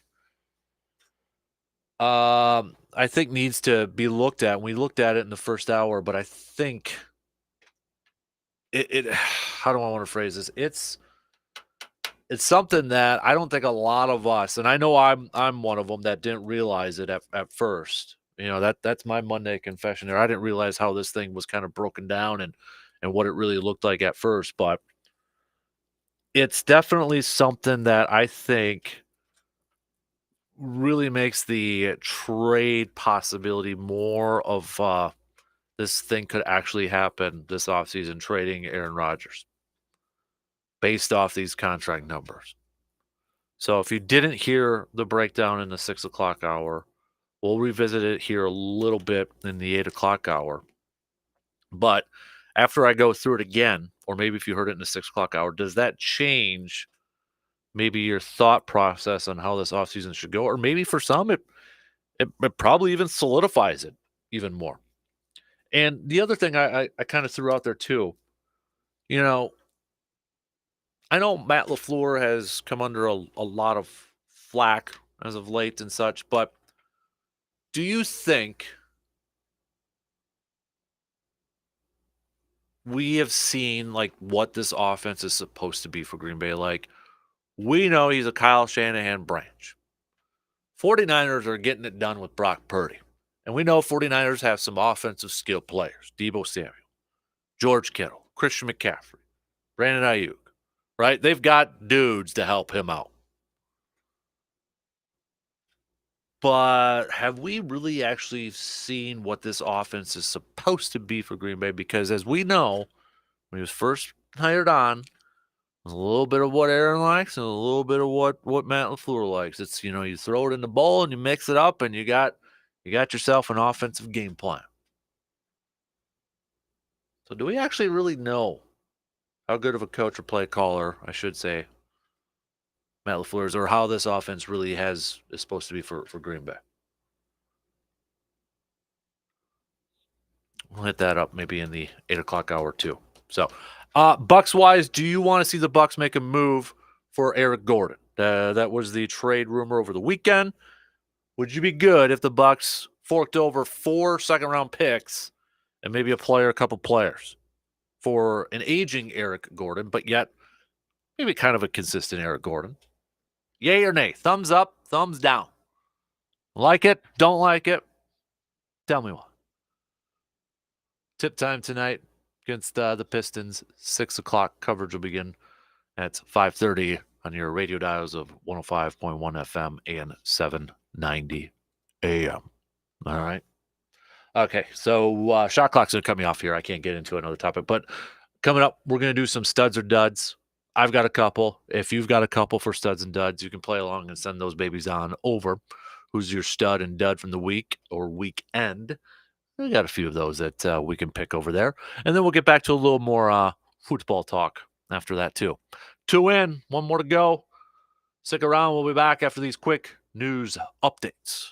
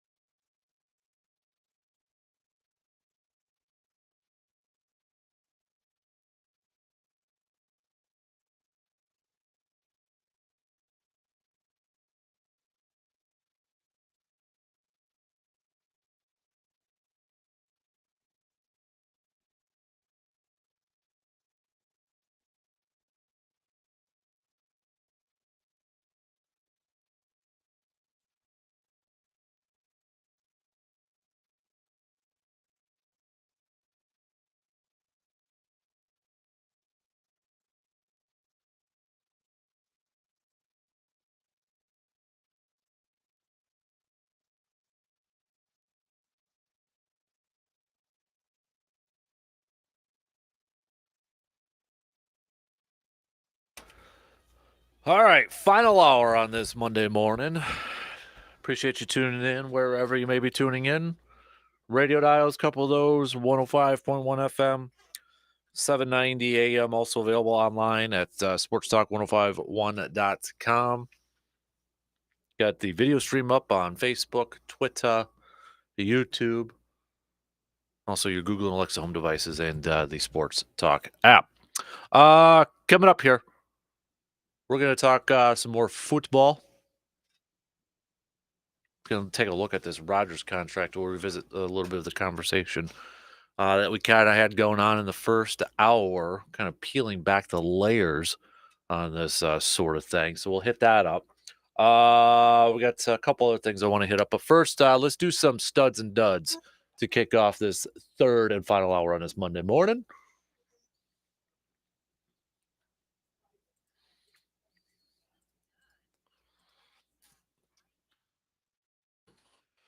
My stud goes to Joe Burrow and the Cincinnati Bengals defeating the Buffalo Bills yesterday. Can we say Joe Burrow is the second best quarterback in the league? Maybe the best for some people out there. Put him and Patrick Mahomes into that conversation right now. Maybe some people would put Jalen Hurts in there. I don't know. But can we put Joe Burrow? I mean, Joe Burrow, that Joe Cool, man. The guy was just on it. The Bengals were just darn solid yesterday for an offensive line that had a bunch of backups in it because they were hit with injuries. They dominated the line of scrimmage against Buffalo. In fact, Cincinnati both dominated the line of scrimmage on offense and defense yesterday. You know, we had that little fun little nugget there about there's only one quarterback, Heisman Trophy winning quarterback in the Pro Football Hall of Fame, and that's Roger Staubach. But right now, it's Joe Burrow might be the closest one, kind of trending there. Him and Lamar Jackson, again, depends on what Lamar Jackson's career looks like. But the way Joe Burrow's career is kind of ascending right now, I mean, whew, Bengals right now, and they've had Kansas City's number their last few times. I know it's hard to beat a team 4 times in a row, but you factor in the high ankle sprain for Patrick Mahomes. Does it change the game plan a little bit? Does it change his mobility there a little bit? And you come in with a very, very confident Cincinnati Bengals team that's not afraid, not intimidated to go into Kansas City. Ooh, that's going to be a tough game. That's going to be a fun game to watch. So, yeah, my studs, Joe Burrow and the Cincinnati Bengals. Just impressive. So impressive. My duds, I am going to go with Dak Prescott. I'm going to go with Dak Prescott. Dallas had a chance. I mean, they had a couple of chances there. There was the interception before the half there. I mean, they could have gone down there. You put up a touchdown. Does it change the entire landscape of the game? I don't know. But Dak Prescott and his interceptions, I mean, he's got some of the dumbest looking interceptions. I mean, his reads have just been awful this year. He's played in 11 games? No, 12 games. He's played in 12 games this year, and he threw 15 picks. 12 games, and he threw 15 picks. And some of those interceptions, I mean, it's like, what did you see? What were you looking at? And then in the final 2 drives there, I mean, for crying out loud, he almost took a safety. Ferrick Armstead just wraps him up instead of like tries to run him over. Probably has a safety or pretty darn close to it. It didn't. I mean, Dak Prescott, I wasn't impressed with him, and I haven't been impressed with him. Is he a top 10 quarterback in the league right now? Do you think Dak Prescott's a top 10 quarterback in the league? Do you think he's a guy that, you know, with this Cowboys team, they've got, you know, CeeDee Lamb. Who knows if Pollard's going to be there next year? And then he ended up having a broken fibula yesterday. Zeke Elliott is making so much money, he's not living up to that contract. They've got defensive guys, Micah Parsons and such, but I mean, is Dak Prescott the guy that, you know, is he like a Joe Burrow or somebody like that that just elevates the team to another level? Or is he just a good to average quarterback? we come up with that top 10 list. Is Dak Prescott in there? I don't know if he's in mine. I mean, could sit down and write it all out if we want to, but right now on January 23rd, 2023, I don't know if I put Dak Prescott there. So that's my dud is Dak Prescott. But you look at the games over the weekend. I mean, you could put the Giants for, hey, thanks for showing up against the Eagles on Saturday night. But at least the Jaguars, I mean, they kind of made it a little bit of a game there, right? It was a little bit back and forth, a little close there, really entertaining. At least it wasn't a blowout like a lot of us kind of thought. I kind of was a little bit worried that it was going to be a little bit of a blowout. But that was the Eagles and Giants one. A lot of people were like gung-ho about the Giants. Could be a close game. Giants going to win it. Eagles said, thanks for showing up.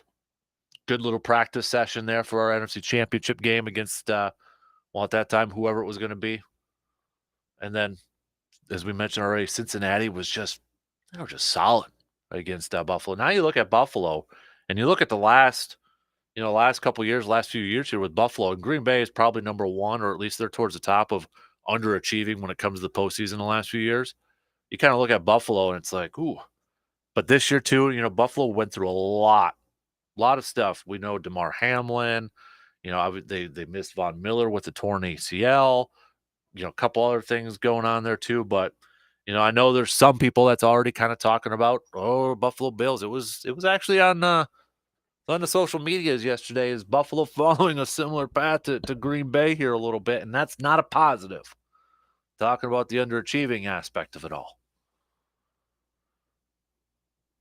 And then last night's kind of defensive battle there for the most part, but it just felt like, San Francisco then was just wearing Dallas's defense down.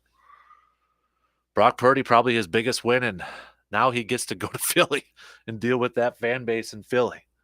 I think if Philly plays like we saw them play the majority of the year, and San Francisco continues to play like how they're playing, and Brock Purdy is playing like how he's playing, that has the potential to be a very, very good game. I'm excited about that game. I think the Bengals and Chiefs are going to be a good game. These AFC matchups, I think, are spectacular. And I think championship weekend, or I should say championship Sunday, it's going to be a lot of fun. You've got, a Bengals team that has a lot of confidence. They're not intimidated by the Chiefs. They're not intimidated going into Arrowhead. You got a confident Philly team, a confident coach, no doubt about it, if you've seen, some of the stuff from Saturday night.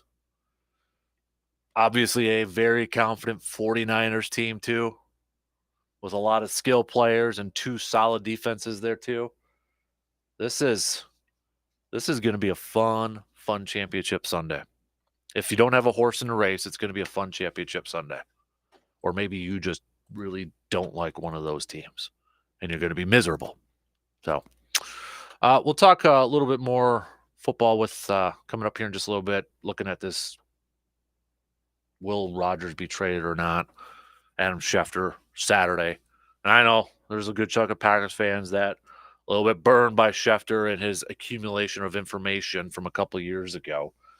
But he noted that both sides, Aaron and the Packers, well aware that a trade is a very real possibility this offseason. And when I did some more diving, like wanted to know kind of why or what would happen and what would the ramifications be. So interesting stuff here. I'll revisit that because we hit that up in the first hour, but in case you missed it.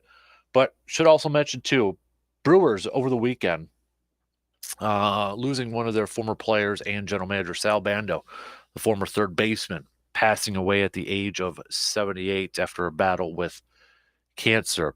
He spent the first part of his career with the Oakland A's, where he won some World Series titles over there, too. Then came over. He was actually the first, if you didn't know about this, Sal was the very first free agent signed by the Milwaukee Brewers. Yeah, he was the first one there. Then later became the general manager of the Brewers in 1991. But Sad that you saw if you kind of saw it online, you had Bud Selig making some comments. He was really close with Sal over there too. But yeah, passing away yesterday at the age of 78 years old. He finished his career kind of looking at it 242 home runs, batting average of 254, RBIs 1,039. 1,039. A couple other notes here too. He did make an all-star team 4 times, and he finished 3 times in the top 5 for the American League MVP balloting. There was a couple other nuggets that I wanted to kind of bring up here with him, but my computer's kind of freezing up here a little bit. The one thing too that maybe some people kind of look at with Sal during his tenure with the Brewers was the Paul Molitor situation. So he was named the team general manager in 1991, replacing Harry Dalton. He hired Phil Garner as manager. And after the 92 season, the club did not negotiate with Paul Molitor or offer him salary arbitration until close to the deadline. At the time, Sal said the team would view Molitor as a designated hitter rather than a position player. Paul Molitor, then he wanted to resign with the Brewers, but he ended up going to the Toronto Blue Jays, won the 93 World Series where Paul Molitor was named MVP.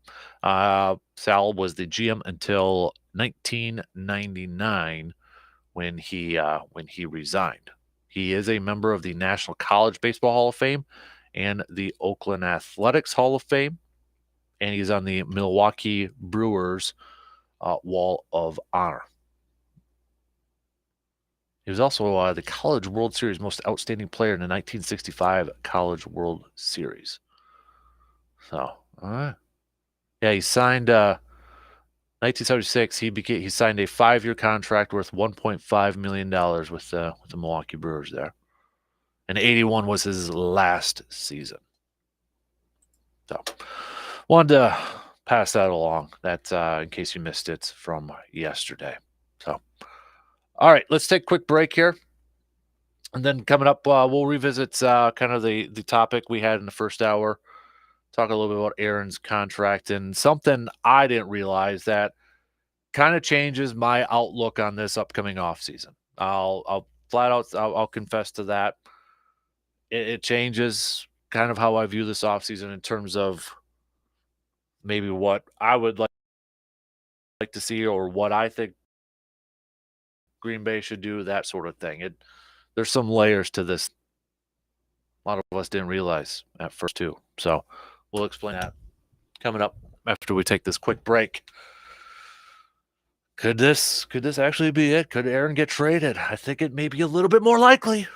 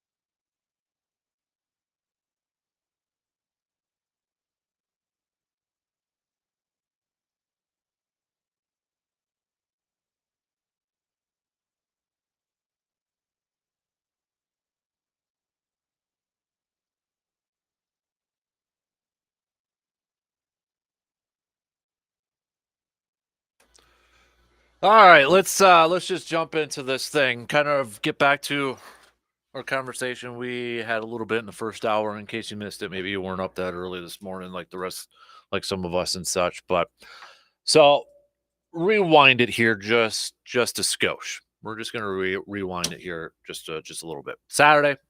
Now again, we know the pregame. I don't watch pregame. I'll be honest with you. This is another confession I have. I don't watch pregame shows. I don't listen to pregame shows. I don't watch postgame shows. I don't listen to postgame shows. I don't do any of that. I just don't. But I do know one thing with the pregame shows that a lot of the quote insiders, Schefters, Rappaports, all those guys, they always have like their stories that I don't know how they can sit there and hold on to it and not hope somebody else doesn't break it, but they always got like these nuggets that they save up for their pregame shows and such. And Schefter had one about Rodgers, which again I know a lot of Packers fans probably rolling their eyes and like, oh great, Schefter when it comes to Rodgers and the Packers, going back to an accumulation of information from a couple years ago. Here we go again, and I get it. And really, what he said wasn't really, in my opinion, not really newsworthy. He said that Rodgers and the Packers, both sides, are fully aware that a trade is a real possibility in the offseason or this offseason, which I didn't. I'm like, okay, yeah, whatever. Sure. Yeah. I don't think it's that big. But then, the more I was thinking about it and I'm sitting there, I'm like, okay, but how are we back at this point again? Because wasn't that contract extension that was just signed less than a year ago supposed to take away this conversation? Take away the whole rebuilding aspect of it or that thought process out there. Just put that to the side. Wasn't this just supposed to be like a non-issue? I mean, you even have Aaron on record saying, I'm going to retire as a Packer. That sort of thing. Paraphrasing it a little bit, but whatever. You get it. What he said that at training camp. So it's just kind of a switch in the gears here a little bit. I'm like, okay, there's got to be something more. There's got to be something more besides the whole rebuilding thing. Whereas Aaron doesn't want to be a part of a rebuild. There's got to be a little bit something more here, maybe just a little bit. And I started to look at his contract, and I saw some people kind of talking about it. I'm like, oh, those, and some of the numbers that were being floated out there. I'm like, ooh, is that real? Is that true? And I started to kind of go about it or look into it. And when it comes to NFL contracts, a majority of them, most of them, your dead cap hits get lower the longer you get into a contract. They get lower. Whereas the reasoning behind that too is, trying to stop teams from, signing a big time free agent and then releasing them after a year or something like that, or getting rid of them after a year. It kind of like, gives pause there. That's where, a lot of people talking about the David Bakhtiari, they're going to release him or cut or trade him or whatever. Well, he's got a big dead cap hit because he's still new into that contract where that's probably not going to happen. We've seen teams take on big dead cap hits and kind of navigate. Patriots first year without Tom Brady had a big dead cap hit. They ate it. Then they had some money the following year. That's when they went on that free agency splash, right? So usually with these contracts, your dead cap hits get smaller after a few years in, the longer you get into it. Aaron's is different. And a lot of it has to deal with his kind of bonus options that are tied to other years. So, like, just for example, and there's a great article, if you've got some time, Pro Football Network actually just did it about a week ago, kind of breaking it all down, and it's got some good nuggets in there if you want to take a look at it. But this is a very complicating contract, it sounds like, and some unknowns in the language out there. Like, I hate math, but when it comes to salary caps, for some reason, I'm enthralled with it. Like, I'm curious about it. I want to know more. I want to learn more. So, math teachers out there, by the way, if you've got a kid similar to me who just sucks at math or hates it, maybe add a little salary cap or sports stuff into it. Get them into it. Anyways, but the thing with Rodgers, one thing I noticed in a couple places was there's like a bonus option, or like if they pick up an option for like 2023 that guarantees his 2025 year.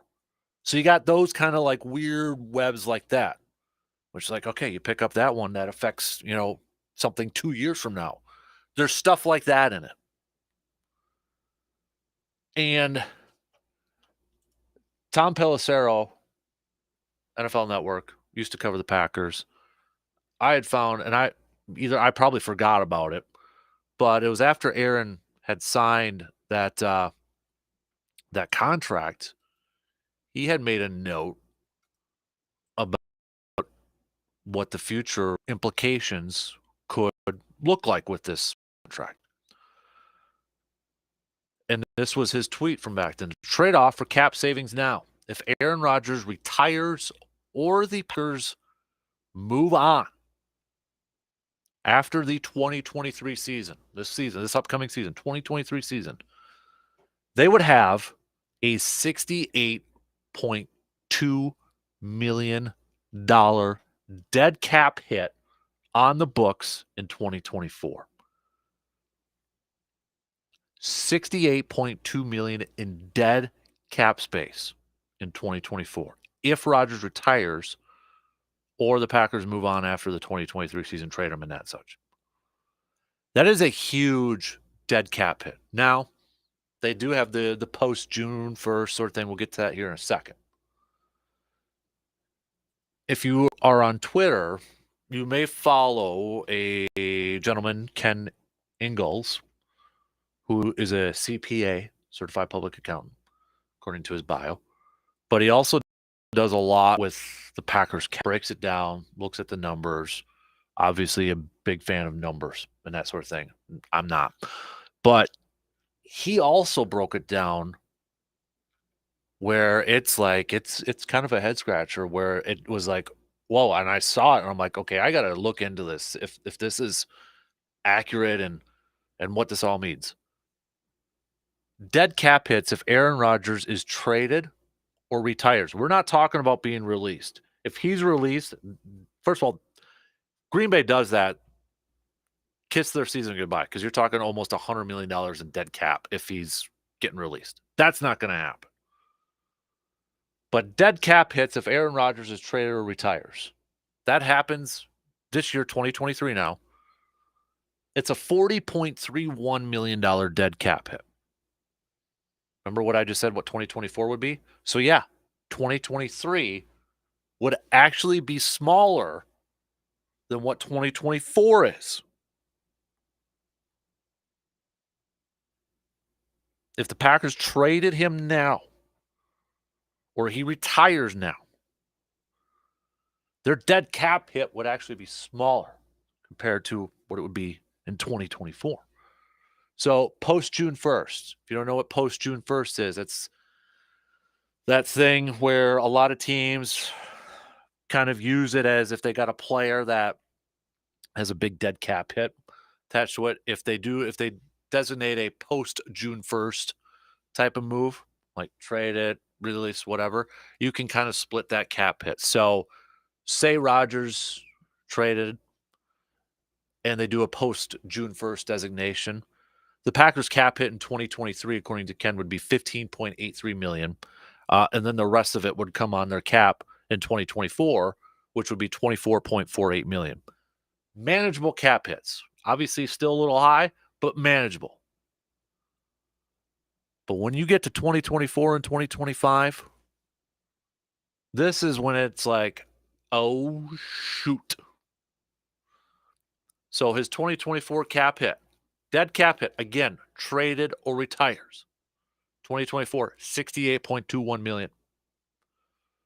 They do that post-June thing, $22.74 million. For the 2024 cap, 2025 cap, $45.47 million in dead cap. And then 2025, $76.8 million in dead cap. You split it, it'd be 38.4 between 2025 and 2026. It gets higher the older he gets and the longer this contract goes. And a lot of it, from what I could tell, trying to figure it out, because I'm like, how in the heck is that possible? Because you go to like the spot track, and I've mentions Spot Track quite a bit. And you go on there, it's like, well, they say it's like dead cap this and dead cap that. The thing that I'm finding is because it's a lot due to the language in that contract where it goes if the option 2023 affects 2025. That's where the thing that kept popping up. Because yeah, you go to like these websites that have their cap information. It's like, well, it says they can get out of it in 2024 with this sort of cap hit and that sort of thing. And you're right, it says that. So where are these numbers coming from? From like Tom and Ken and that. A lot of it is due to the language within this contract, this very complicating contract from Aaron Rodgers. It provided the Packers cap relief for this past season in 2023. But remember, Aaron Rodgers right now, 10th highest quarterback cap hit. Not doable for this upcoming season. It's doable. But after that, Now, the other thing to consider, we know TV contracts are coming up. TV, and every year, unless, again, knock on wood, we don't get to a COVID situation where the salary cap goes down, we know the salary cap's going to go up $10, $12 million every year. So salary cap increases. TV contracts are coming up. That's going to make a huge increase in salary caps. It's going to raise that too. So there is that. You do factor that in a little bit. But there was a couple other things. I'm looking at this too, and I'm like, okay, I'm seeing these numbers, and I'm like, oof. Maybe it is this year that's the best year if you're looking at it from a business side of things. Because here's the other thing. I was like, my mind was just like, holy crap, trying to figure this out. So Aaron plays for Green Bay this year. Green Bay has to decide whether they're going to pick up that fifth-year option for Jordan Love this year. Remember, fifth-year option is a fully guaranteed last year on a first-round rookie's contract. That's why, for example, Rashawn Gary, I think it's between 10, 11, maybe 12, somewhere around there. That's what his guaranteed amount is going to be for this upcoming season because the Packers last year picked up his fifth-year option. Same with Darnell Savage. He's got like an $8 million guaranteed salary this year. Packers are going to have to decide this year whether they're going to pick that up. If that's the case, you're talking about a $10, $11 million cap hit for 2024 when they've got that $68.21 million already with Aaron Rodgers, and they'll probably split that up there. But that's still, it's like, okay, so we're picking that up. But as we were talking about Rashawn Gary, how do you lower those cap hits for those rookies with that fifth-year option? You do what they did with Jair Alexander. You give him a contract, a brand new contract. He gets more money, lowers the salary cap hit for that year. But the thing is, Green Bay's got to be pretty darn confident that they know what they got with Jordan Love if they're going to give him a long-term contract extension with very limited playing time. I'm talking about a scenario where Aaron plays in 2023. They pick up Jordan Love's contract. And then they're probably like, oh, we got to lower that cap hit. So we're going to give him a contract extension. But then you're like putting all your eggs in that basket that he's going to be the guy that you think he's going to be. So my thought is then if Rodgers stays, don't you have to trade Love to relieve yourself of that fifth-year option cap hit and not maybe put yourself in that position to sign him to a long-term contract when you really don't have a whole lot to base it off of? It's all these trickle down, it's all these layers affected to this. And the other part of me too was like, okay, could they do a Drew Brees thing? That's been thrown out there. Remember when Drew Brees retired, before he was like officially retired, but it was kind of the sign that he was going to retire. He signed that contract where he took a pay cut. And it relieved the Saints of like $20-some million in cap hits. So I looked at Drew Brees' contract. The difference between Brees and Rodgers' contract, and I don't know if Green Bay can still adjust it this way, but the difference between Brees and Rodgers' contract was that Brees, he had a lot of his money coming in that base salary. Whereas Aaron Rodgers, and you see this a lot with especially like the rookies that are getting their first big time contracts, base salaries are small. So like a rookie, so like let's for example, Elton Jenkins, who just signed that new contract, right? Base salaries in their first contract are small, very small, because they got a big chunk from their signing bonus. They get their signing bonus right away. You sign your name on that dotted line, they'll give you a check for that signing bonus. So that's why you see a lot of those first year deals, the base salary is like nothing, or maybe a league minimum, or it's just nothing. But don't feel bad for them. They got a nice big old signing bonus check. So when Drew Brees took that pay cut, his base salary went from like 20 some million dollars to the league minimum of $1 million some dollars. Freed up that cap space, that cap hit. Whereas Aaron Rodgers, a lot of his money is those bonuses, that guaranteed money. Now, I don't know. I don't think they can. I don't think Green Bay can be like, change that. I'm pretty sure they can't, but don't exactly quote me on that. But if they can't, then that means they can't do a similar thing to like a Drew Brees. I'm sure they can kind of come up and add those voided years again and try to keep continuing to kick the can down the road. But I wouldn't fully count on that they could do a Drew Brees type of situation. Because the difference in there was Brees had a higher base salary. It's easy to take a pay cut, that sort of thing.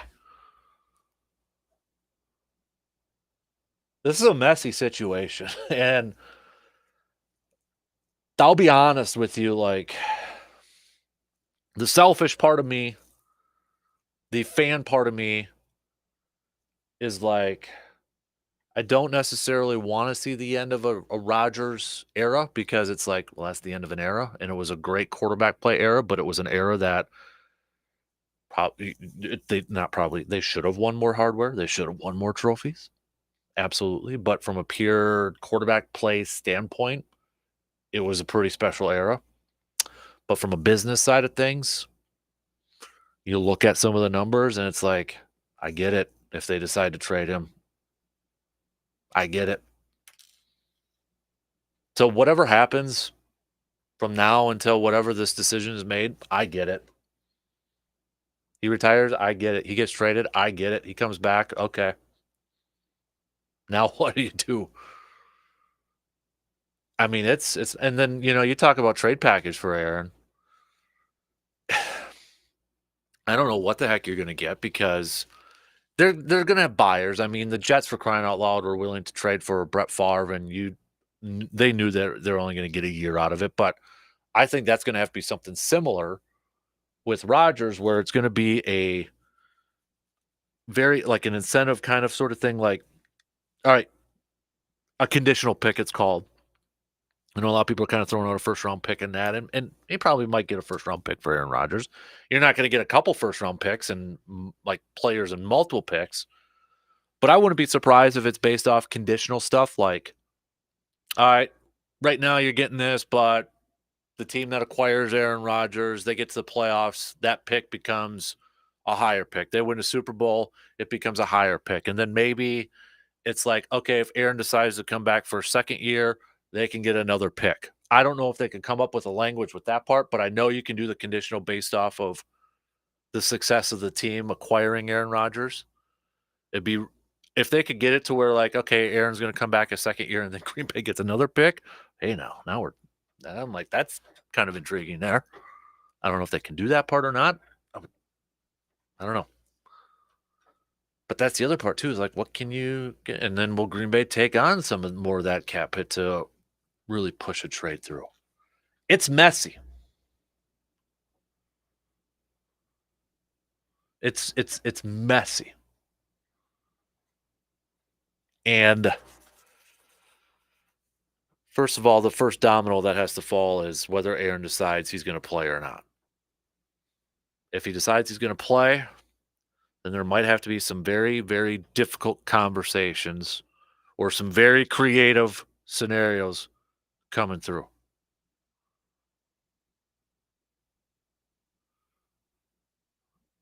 I don't know. It's tough. It's tough. And actually, if you do a breakdown too, there's teams kind of taking on that Aaron Rodgers contract. The first little bit, I think it was only $15 million that they have to take on in the first year. Don't quote me on that. I think that was when I looked up. So it's their cap hit actually would be smaller this year than what Green Bay would be on for the cap hit. I mean, it's more complicated than just completely taking on everything. You got to kind of do the deep dive yourself and look that up. So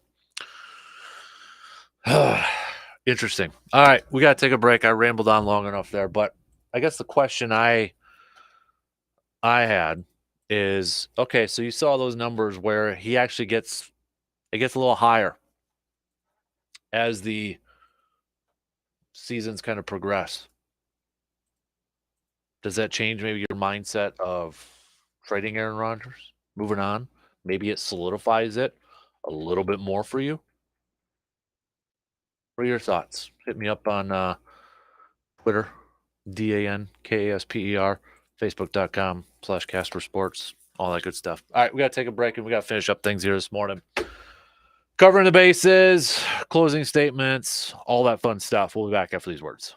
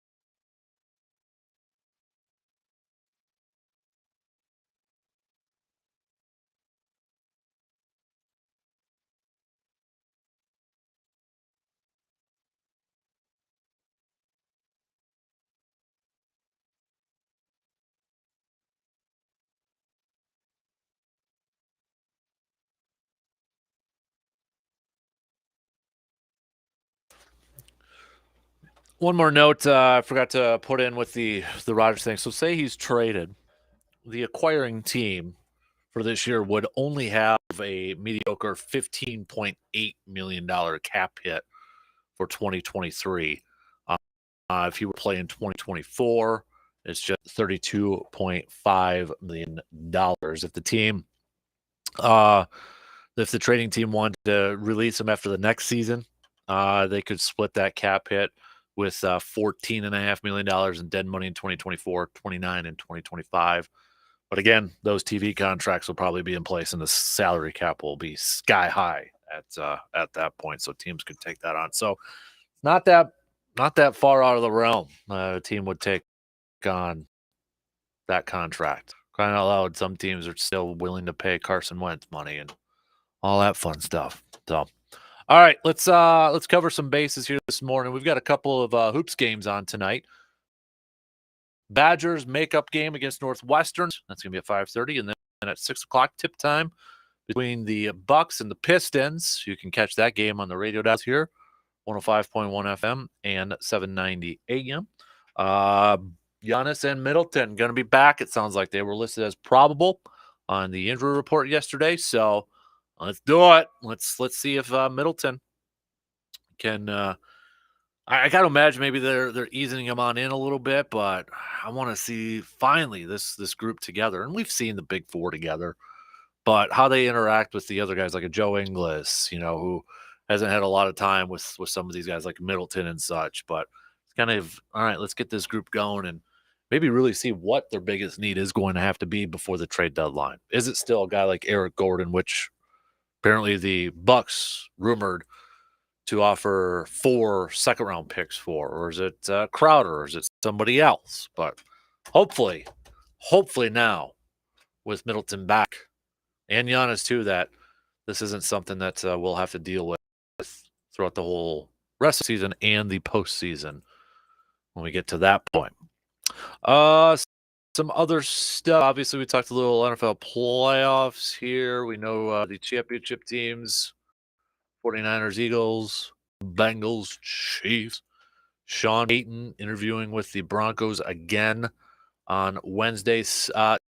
No head coach hires yet, although DeMeco Ryans sounds like his one with the Texans went extremely well. But I just still can't get, Payton might get $20 to $25 million per year. Plus, it would cost the team probably a first-round pick to get him.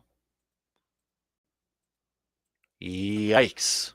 First of all, I don't know how many picks the Broncos first-round picks they have since with the Russell Wilson trade. They might have to do a little future stuff there, like with the Rams and that sort of thing. But man, $20 to $25 million. And that doesn't. I know coaches' salaries don't affect salary caps and that sort of thing. But you're paying a guy $20 to $25 million and you give up a high draft pick for him. You better have some instant success. You better have some darn success right away.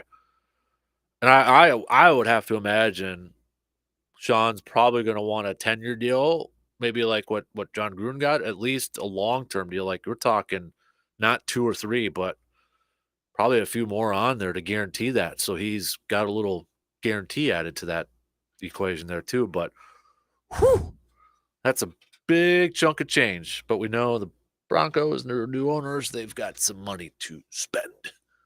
Especially when it doesn't have to affect the salary cap and such. They don't have to worry about that. They don't have to budget it. They can just write an empty check, basically. And here you go. Have fun. Get us a championship. Go do it. I still feel like Sean Payton's going to want like final say on roster decisions and kind of like what Pete Carroll has with Seattle. Like Pete Carroll, I don't think a lot of people realize, John Schneider, the former Packer executive, he's the GM for the Seahawks. But Pete Carroll has final say on the rosters. In fact, he's got also the title of executive vice president with the Seahawks. So I feel like Sean Payton's going to want something like that. And, some teams are willing to do that, even if they got a GM in place over there too. So we'll see how that thing all kind of plays out here. What other stuff do we got on the doc? We mentioned a little with the Brewers. We might talk some more baseball as we're getting a little bit closer. Pitchers and catchers reporting. We're on the way for some teams out there. So getting a little bit closer. Kind of, right? College basketball, the one's Temple. They beat Houston. See, I feel like my cream of the crops are like kiss of death every time we do that Friday. I know, was it 2 weeks ago? I mentioned Houston as a cream of the crop, and then they've kind of faltered since then. I mean, Temple was a 19.5-point underdog, for crying out loud. But other stuff here too. LeBron, now they're kind of talking about the points thing, getting closer to the all-time leading points getter in the NBA. He's 224 shy of the all-time record. Huge comeback against the Blazers in the second half. I know DP, was it Dan Patrick the other day, they were trying to make up some predictions of when it was going to happen and that sort of thing. I mean, I almost feel like, I mean, how many people are going to be like paying attention to this thing? Like, when it comes to like all-time records, like we see how much of a fanfare it can get, right? It's like people are cutting programming to get in. We saw it with Albert Pujols. We saw it with Aaron Judge. Basketball obviously might be a little bit more difficult because it's such a fast-paced game. He could be 4 behind or 10. Maybe they would do it with like 10 points behind or something like that. But I like how big of a deal is this going to be when it gets under 100 points? I mean, is it going to be all over? Is it going to be LeBron watch? Is it going to be to that level? Or is it like LeBron fatigue here a little bit? Obviously, I don't think, because you look at the All-Star thing, he's still leading the West in votes. Him and the top 2 vote getters. So among fans, diehard NBA fans, I don't think there is LeBron fatigue. They're still voting for him. They're still watching him. They still want they love the guy. Maybe just casual hoops fans or casual sports fans in general. There's probably a little fatigue there. Diehard? Nope. Numbers are right there. So, all right. That's going to do it for us today. Coming up tomorrow, we'll do a little bench start cut. It is a Grind My Gears Tuesday. We'll also do a little pop quiz Tuesday. We'll recap the Bucks game against the Pistons tonight. See how the boys are back in town, how the Middleton and Giannis looked on the court for the first time in a while. Obviously, Middleton a lot longer. Badger hoops going up against Northwestern tonight, too. We'll hit that up with Mr. RJ Cardinal tomorrow as we kind of do some Badger updates with him. He's our Badger analyst from the Zone in Madison. So we'll take a look at that. Maybe we'll get back to our Packers offseason scouting report, too. We'll pick up that series tomorrow, where we hit up on the what did we do? Did we do wide receivers? I'll have to go back to the air checks, see what we left off on. I think we're at we got to do a defense. Maybe we did the edge rushers. I'll double check the air check machine. So, all right, have a good rest of your Monday. As I said, DP and the Dance are up next. We'll be back at it again tomorrow morning, just past 6. We will talk to you all then.